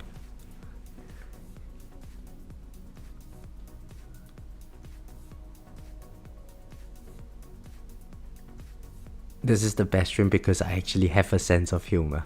What do you mean? Everyone in this game has a good sense of humor. We are all the same type of weird, Treble. If you go on any of the Discords, they are all really funny.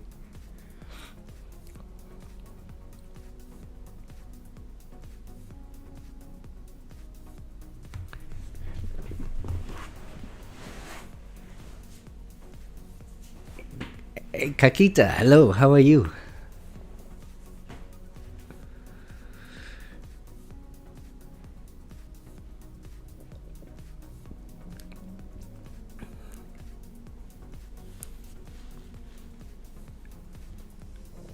Oh boy, I really want to click on this button.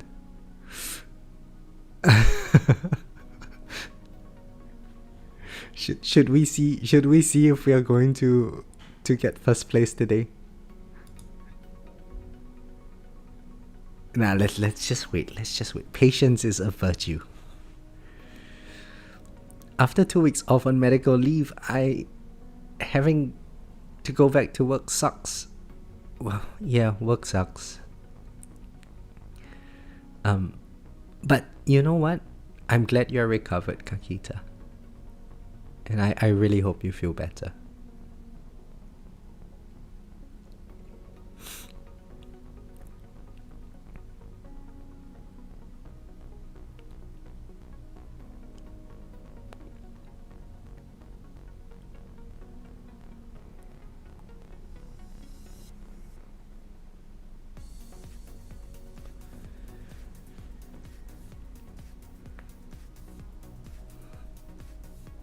I haven't unlocked summon. What did I get? I got the stupid thing. I got the coin multipliers, Casey.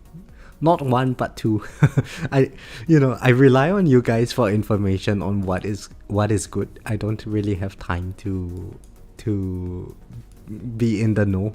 So I just like, oh well, this is 0.8 for 150, I think, for 100 I think. So I got this. And then, now I'm short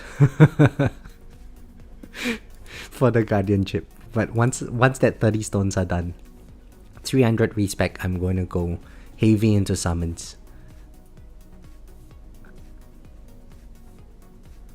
This game is definitely geared for the older crowd. Yes, it is. I think the younger generation, it's more about fast-paced stuff, and to a certain extent, I think having the web store is helping with that, because it's not so delayed in terms of the gratification nowadays, right? You can actually spend money and progress quickly through the game. So it's helping to cater to the younger generation. But I do feel like there is something satisfying about just watching your tower progress. And I presume that's how parents feel when they look at their kids and they see that little baby just growing up over time.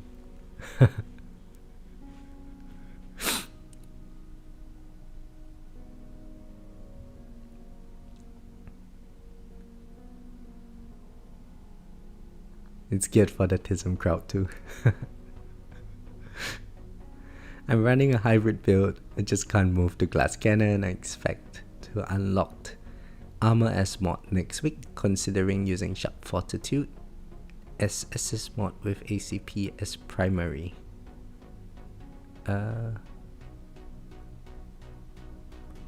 So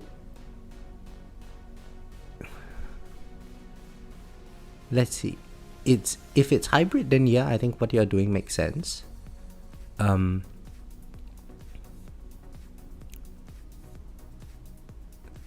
If you can't move to glass cannon right now, similar songs, what is the main issue? Is it just a lack of damage, or is it a lack of CF plus?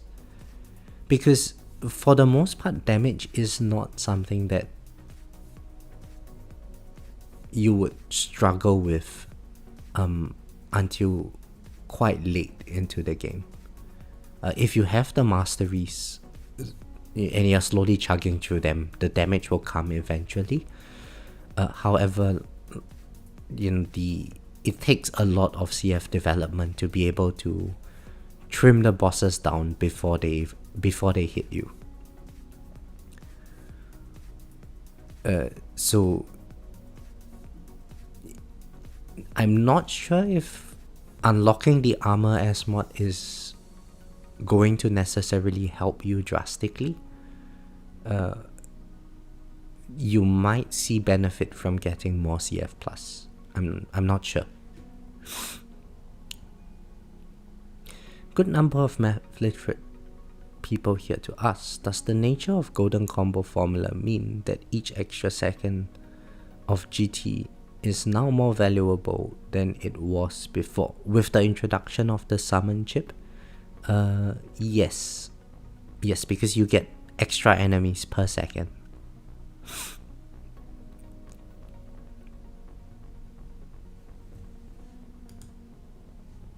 This game is more expensive than having a child.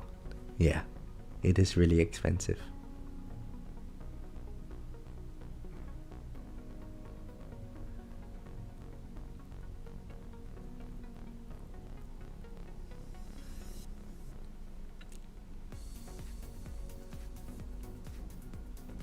Do a cross promotion with hymns.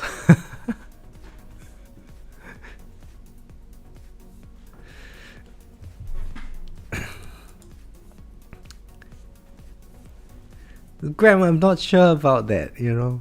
I kind of like the community that we have now. It's very gender biased, but you know, if you think about society, right? Like imagine you have a bunch of guys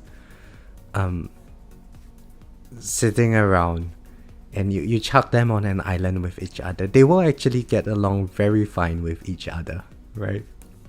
There will be no dramas. They will end up playing soccer with each other. Everyone knows what to do. And then maybe one female comes along, and then suddenly everyone is in competition mode, and then all the problems start happening. It happens with humans, it happens with animals as well. You put a whole bunch of male dogs together, there's nothing wrong. One female dog comes along, and then all the male dogs just go crazy. They start getting aggressive with one another and so on. You know, we have a nice community now here. Everyone is supportive with one another. Let's not change that.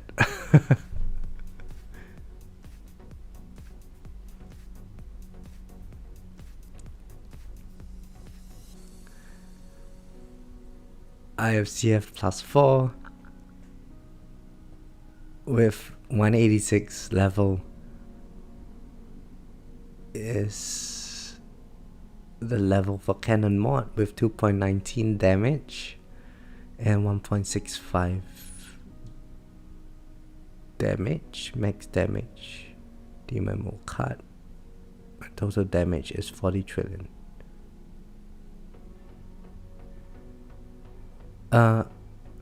Yeah, so CF4 is not good enough.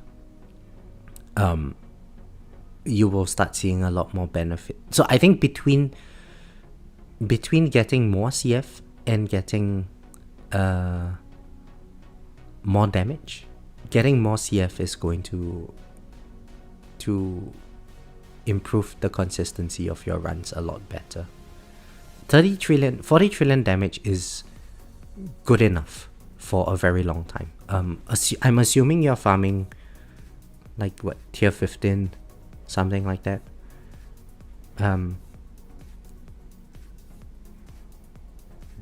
Yeah, get CF to like level 7, level 8. You will find that you're killing bosses a lot better. Get it to level 10, bosses become a non-issue altogether. 7, hello, how are you? What happened? That's too difficult to figure out. I do not presume to know human behavior as well. William would though.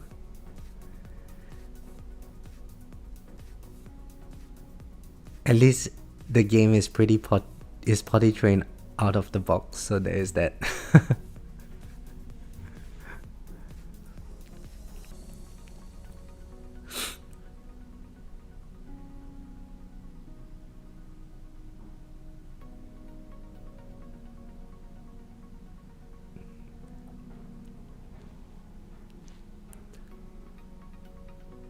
I'm farming tier 14. Is there a point of maxing CF slow? I probably have one level left. That is slow from CF plus. Yes, so get CF plus after you have completed your CF slow. That last level of CF slow is really useful. So if you are at 70% slow on chronofield versus 75% slow on chronofield, your enemies are essentially slowed down by 1/6 from that last level. So it's a very useful last level investment.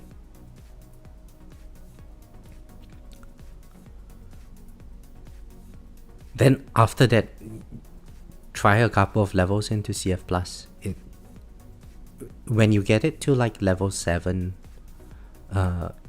you will start seeing the benefit in farming runs. For tournaments, so when you get it to level 7, you'll see the benefit in farming runs, but bosses would still be a problem later on. Ever since I got mine to CF10, it's not an issue anymore, bosses. Occasionally I might die to a boss, but it's always like Rays and everything that are getting me by now.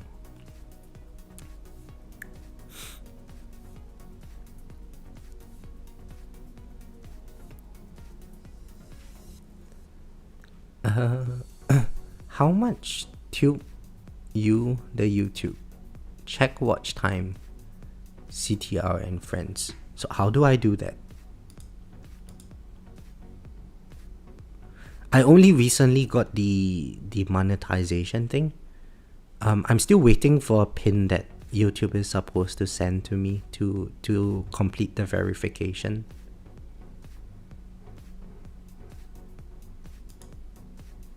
But how should I check? I guess under the Earn tab in YouTube Studio.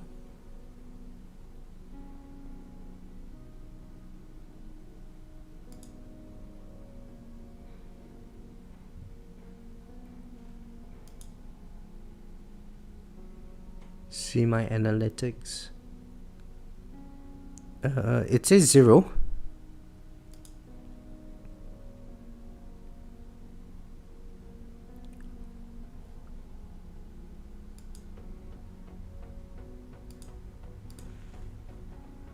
Yeah, it says 0. I mean, I just enabled ads earlier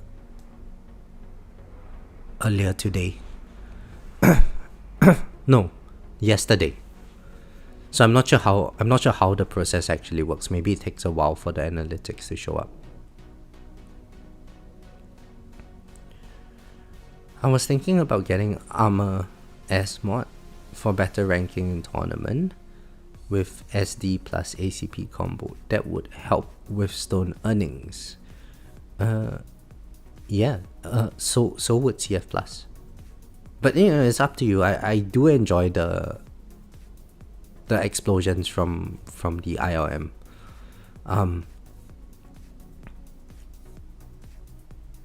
It didn't, so you know, it didn't really give me that much of a boost in the overall tournament performance. However, like if you have a lower CF plus, then yeah, so you could use SD with ACP in your farming runs, and that could help extend your runs quite significantly with lower levels of CF plus.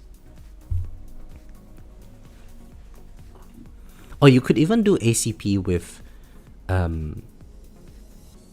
Sharp Fortitude. So the bosses are going to be held at bay for a lot longer. It's going to give your ops a lot of time to kill the bosses. And in the meantime, if like overcharge comes, your wall is going to be able to survive the overcharge hits. So then you don't have to really rely on the damage aspect of things, right? Orbs are going to trim out all the enemies that can be trimmed out. Rays eventually would get to you, but Rays are a problem for a long time for a lot of people.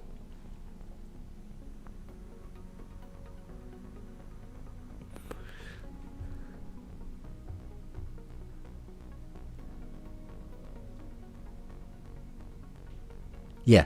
So a while back, 7, I was also just using Space Displacer instead of ACP, even though I was running a glass cannon build. You lose out on a bit of damage, but overall it works out fine. Damage doesn't really improve your runs by a very significant amount.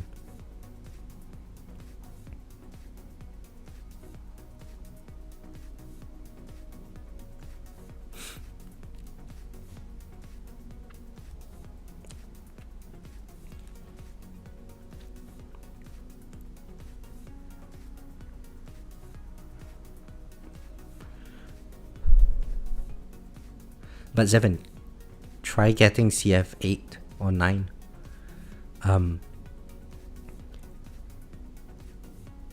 I would say get to level 8. Between 7 and 8, I could actually feel the difference in my farming run. And then I think Skylar, for a while, he used CF9. And when he went to CF9, bosses were hardly ever a problem for him anymore. But 8, there was still a problem with bosses. 9, very minimal problem. 10, hardly any problems anymore. I have too much econ to get first. The big gains in tournaments, yes, they do come from crowd control, not so much from damage. Again, that's just because enemy health scales up much faster than any of your damage can get. So even if you get a lot more damage, this number is going to go up very quickly. So it will end up outshadowing that extra damage you get in like 50 to 100 waves. But the more controls you have, the longer you are able to last without taking a hit. That's just going to get you better tournament performance overall.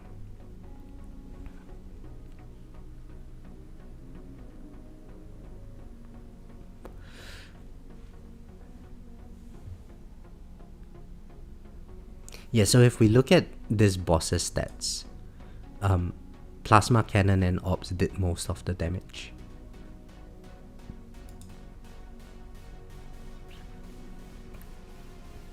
You have too much econ to get, Zevin. Don't do any more econ. Let me pull a hit from you. Stop catching up. You're making me stressed out. Oh, demon mode's up. Alright, nice. Right in time for the commander as well.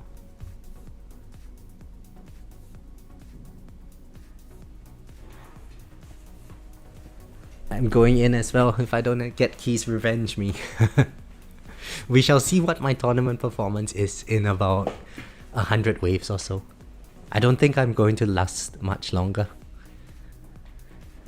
Protector enemies are going to start overwhelming me soon, I think.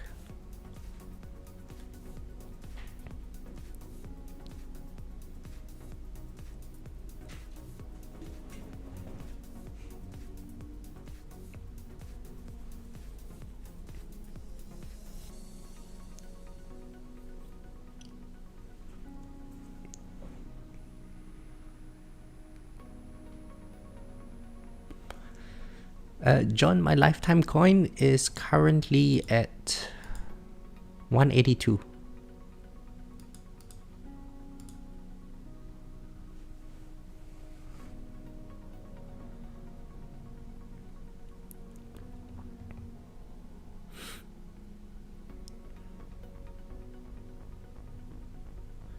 I am getting about, let's see,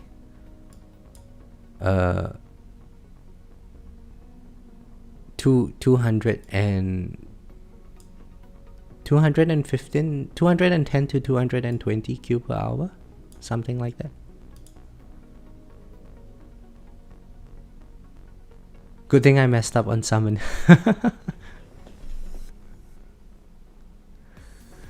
Oh boy. No. We're in a couple. Ah, shit. Oh god. That protector came a bit too close for comfort. In a couple of days, I'm going to get the summon chip and I'm going to try to maintain the lid. Oh shit, 181. Oh god. Oh god. You are probably going to overtake me. Yeah, you are probably going to overtake me. It's going to take at least 3 or 4 days. No, 4 or 5 days before I get my summon chip up and running. Ah, damn it.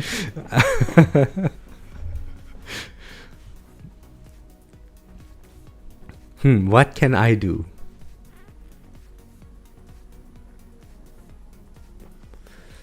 Ah, well.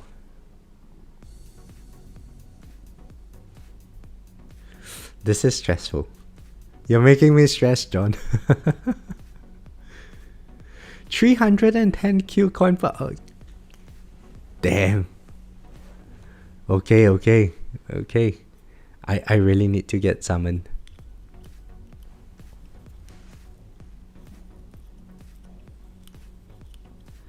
Summon and GT duration. GT bonus would also be good, I guess. I mean, any coin is good at this stage.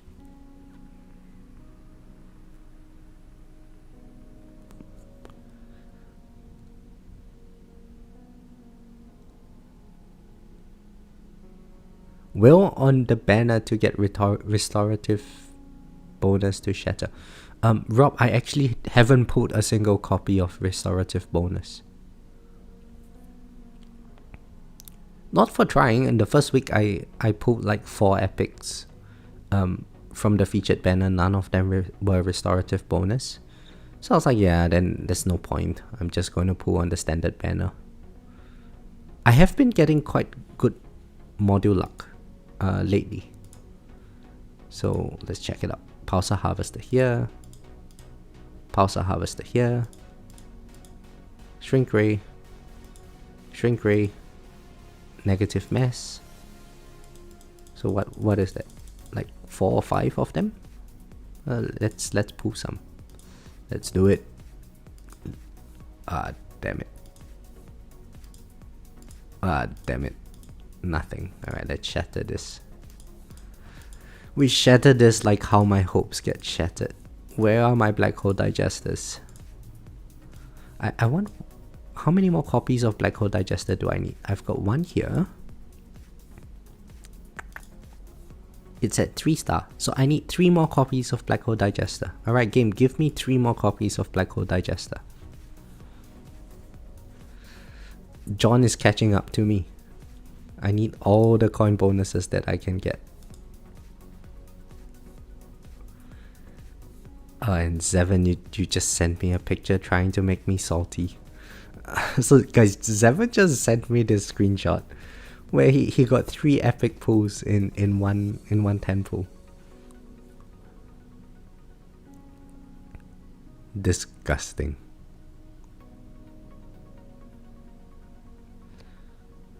Oh, there's overcharge. Oh, overcharge is actually chunking now. Yikes. Okay, finally it died.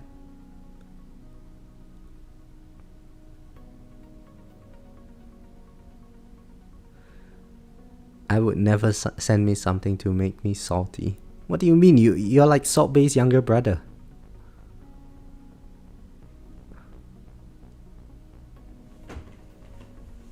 I gotta go visit my grandma soon. I probably won't play for about an entire month. So I'll lose all progress, don't worry. John, why would you not play?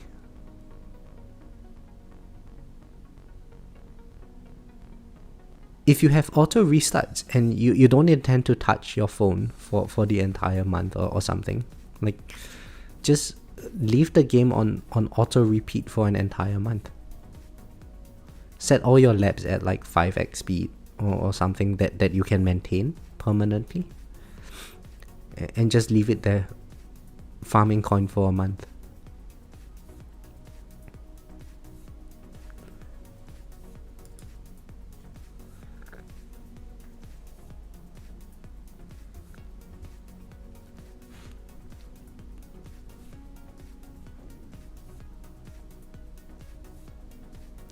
tend to get better tournament performance while I'm on the toilet. Don't pretend like y'all don't do it. Treble, I actually don't, because my game is running on my laptop.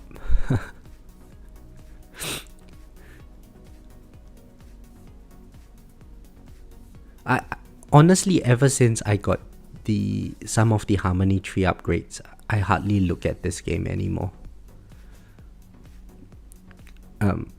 The major quality of life ones are the add gem stacking and auto restarts, auto nuke, auto demon mode, obviously.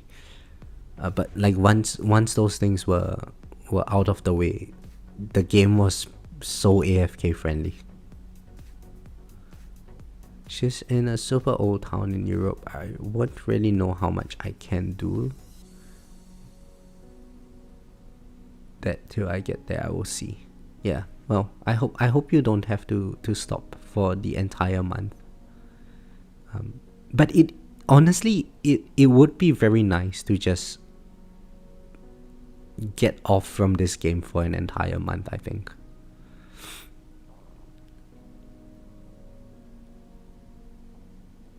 I replaced my office chair with a toilet.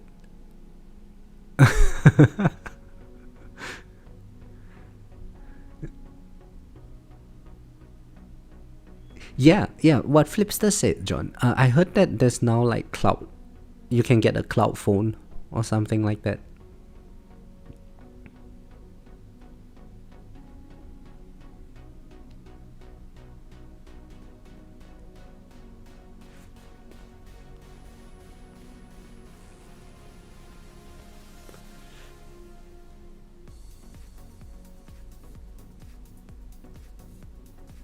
Or remote desktop as well, yeah, that will work.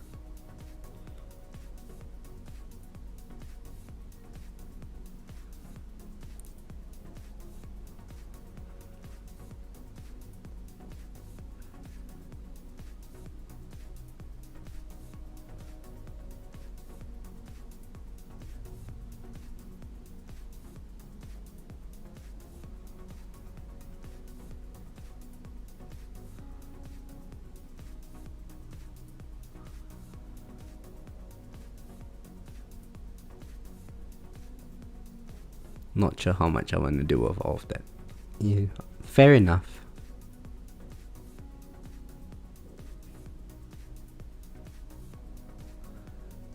I got away after chronofield duration lapse, and I got pulled back in it. Even made a YouTube channel about it. Yeah, I know. I'm like, what should not be done? But honestly, I think starting this YouTube channel has been like the best decision of my year. I learned so much from just interacting with different people. Not just in the game, right? Like on so many other aspects of life and so on. And I think it really forced me to go out of my comfort zone, especially at the start. Had to learn just how to do very basic video editing, and you know, it's been a very fun journey.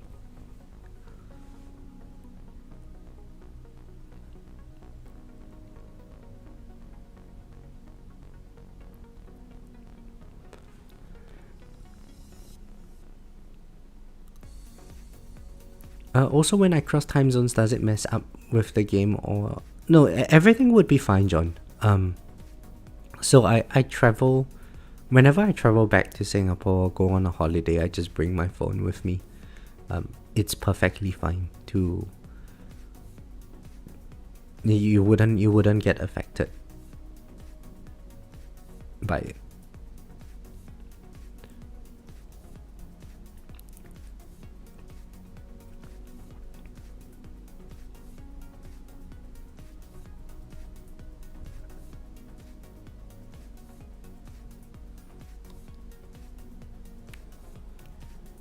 Right, we're just about to hit 3,000.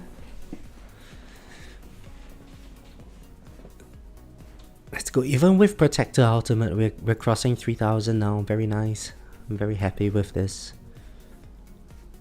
But the tournament runs are just taking a long time, aren't they? How long is it? Almost 2 hours now. Jeez, we can do a lot in 2 hours.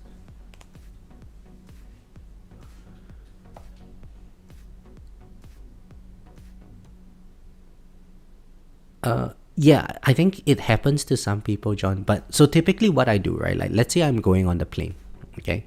I have a spare phone. So what I would do is I would just go to account over here, just do a force cloud save. Okay, it saves in my device. Now, if I were to force quit my tower application on my Mac, I can go on my phone and start the app, and it will take me back exactly to this wave count in my tournament.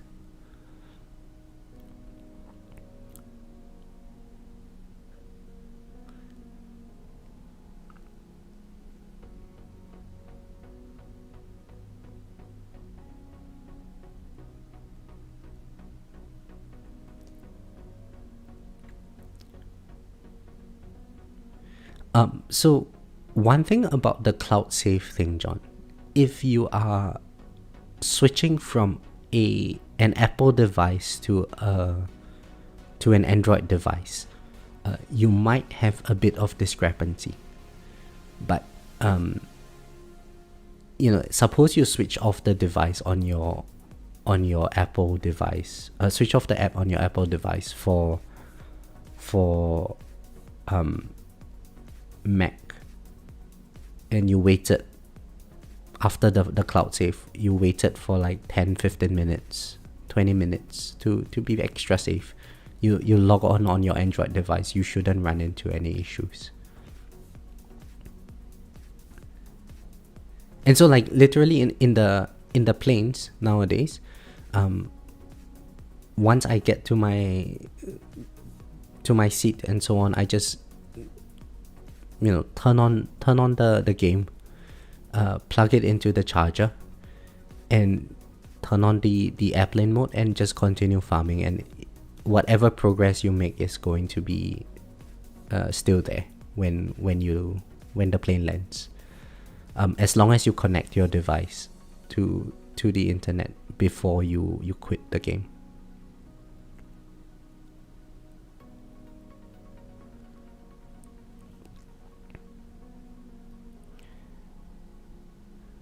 Doing YouTube definitely gives you a deep appreciation for those fellow content creators doing the grind.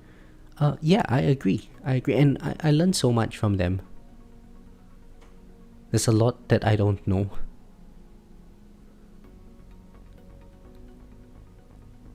Gotta have intro sprint plus. For champs now, shitty is nutty.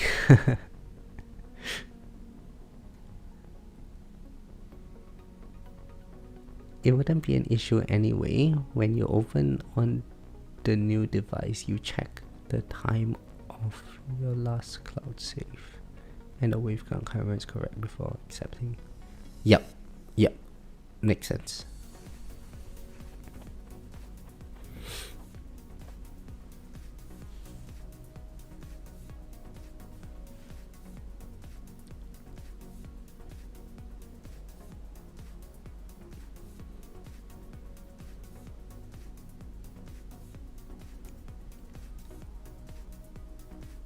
So you know what? I think the Thunderbolt, having the smaller range on the Thunderbolt, doesn't really affect the overall performance too much. I'm quite happy with the smaller range, because previously, if it was like such a big range around my whole tower, when it covers the entire tower, all the enemies get swarmed on the outside, and it really doesn't do very much. Now, if it's just covering half of my tower, I think it's good enough.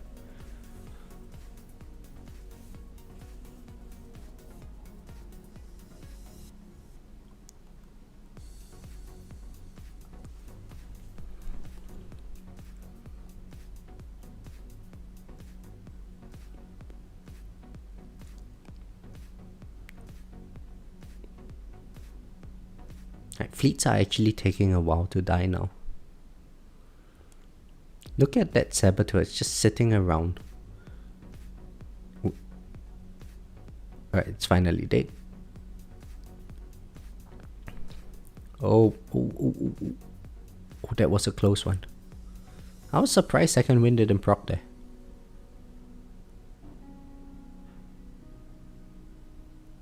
Yeah, smaller Thunderbot is actually better, I feel. Yikes, there's a protector. Oh, protector died. Okay, nice. Great ultimate weapon, crit, I'm sure.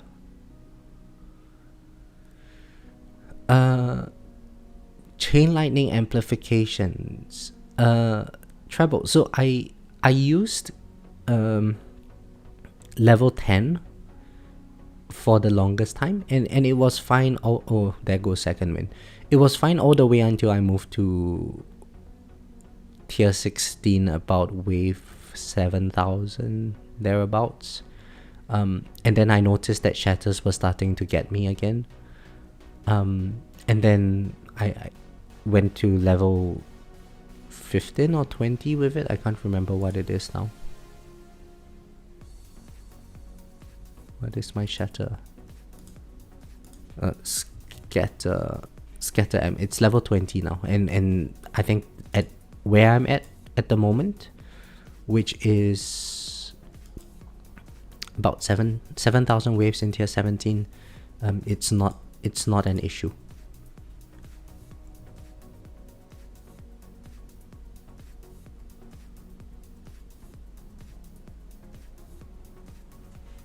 Yeah, so I would only use whatever level you have until you die to scatters, and then you chuck in like another 3-4 levels into it and see if you are still dying to scatters. If you are not, then just leave it and revisit it when they become a problem again.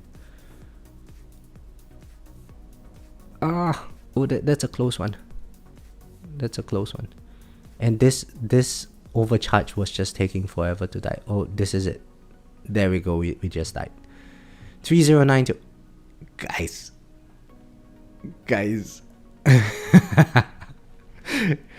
Is this going to be the day? Let's check out the damage. Overall damage. Op damage. Okay, decent. Death rate damage, I mean lower than usual. 200 double A for smart missiles. Quite happy with that. Chain lightning 5 AB, swamp 3 AB, black hole. Wow, black hole is almost the same as chain lightning. Crazy. Okay. Oh yeah, I should see how many. Like I felt like there were a lot of overcharge and overcharge enemies in this tournament. Where are they? Overcharge 28. Yeah, there's a lot less saboteurs and commanders compared to overcharge, hey?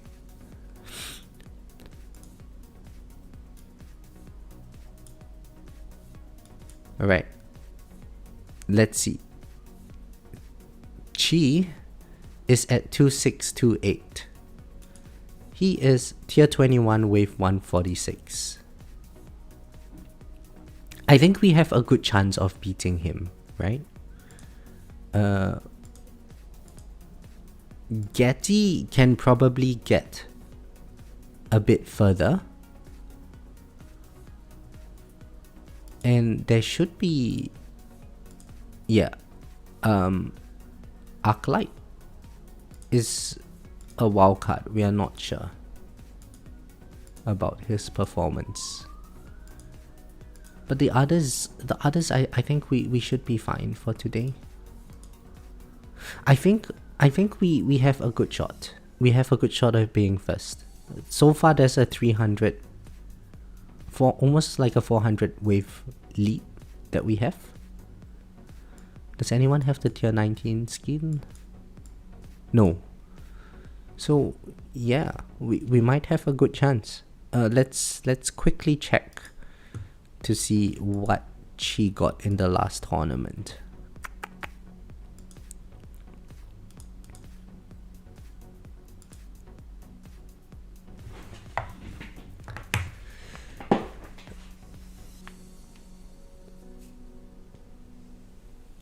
Rank 1? Rank 1? Maybe rank 1 would be possible. Let's see. Chi.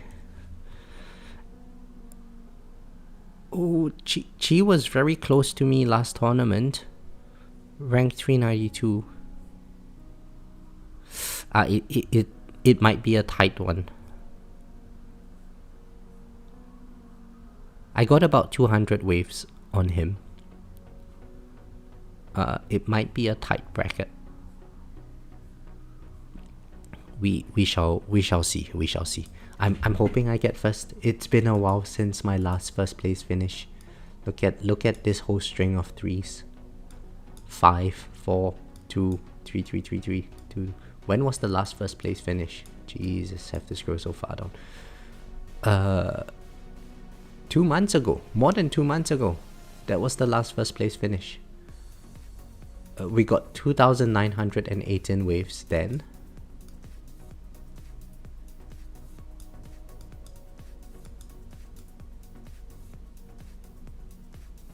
Oh, so in version 27, I had not gotten any first place finish. This might be it, guys. This might be it. Let's change the tournament stream title. First place finish in v27 question mark. Let's save this title.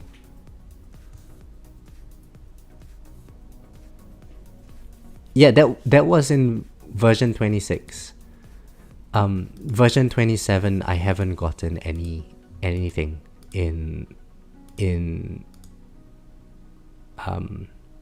any first place finishes, and it was, I think, mostly because I was really trying to focus on the econ aspect of things, whereas a lot of people would have gone for more damage focused builds. You see, like I still haven't gotten this S mod over here.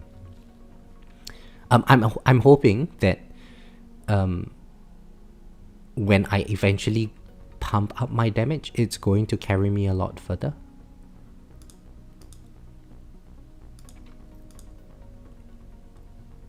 Please donate me a first place. Hey, go find Greenie or someone. They get so many first place finishes. Let me have this one, 7.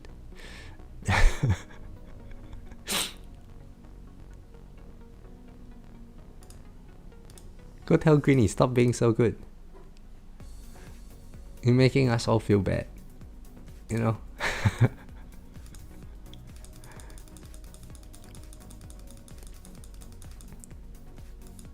You need to change your stream something more extreme to bring people in. Try this. Chopping off my leg if I lose. I don't want to lose a leg.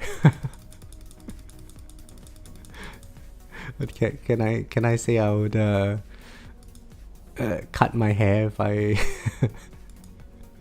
No, I don't want to cut my hair either. Trying to grow my hair out. I don't know, I don't want to make any promises that I can't keep, you know. Oh, right, there's something that I could do. I've got 49 stones. We can get one click here. Alright, check it out. 8% multiplier efficiency. Maybe this would have gotten us an extra 1 or 2 waves in tournaments. Everything here is done, I think. Did I need to change anything? Labs I have... Yep. Labs are done. Oh, right, yes, I need to reslot in my proper labs. Okay, let's see.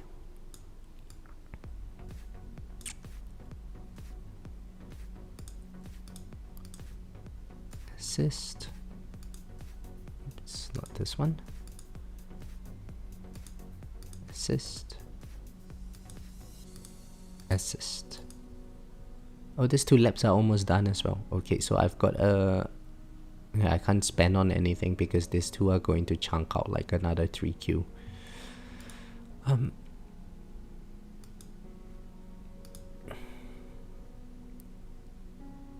Can I gem rush? No, I can't even. I shouldn't have pulled on those modules earlier. But you know, let's do one more. Ah, damn it. I can't resist.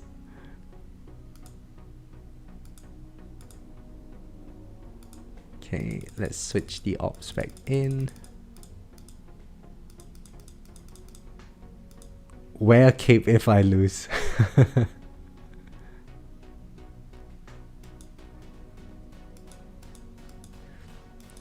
Yeah, the multiplier for cannon and core is too crazy now not to get it. I agree.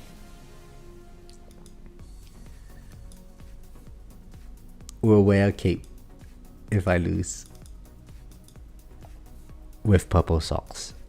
There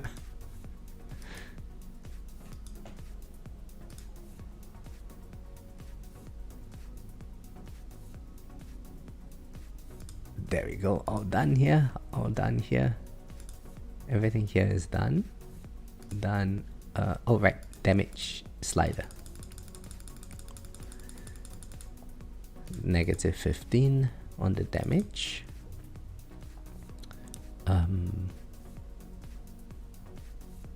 Target priorities. Oh. Guys, I'm so lucky. I nearly effed it up again. Holy shit. I need to set like a reminder for this. This always has to happen. It's 6x less coin and John is already catching up. We can't let that happen.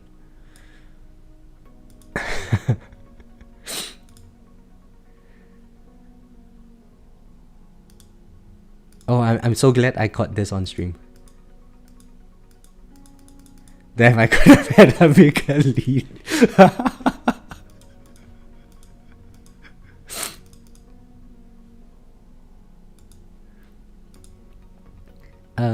Okay, so in Spotlight,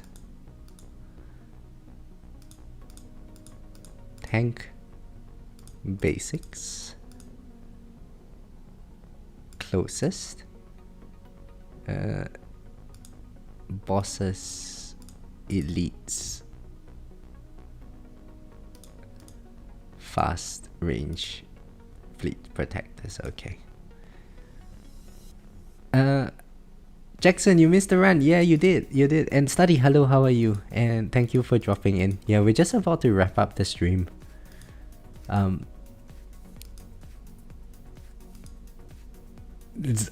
and Jono, you guys very dangerous. So toxic. Mama warned me about guys like you, you know.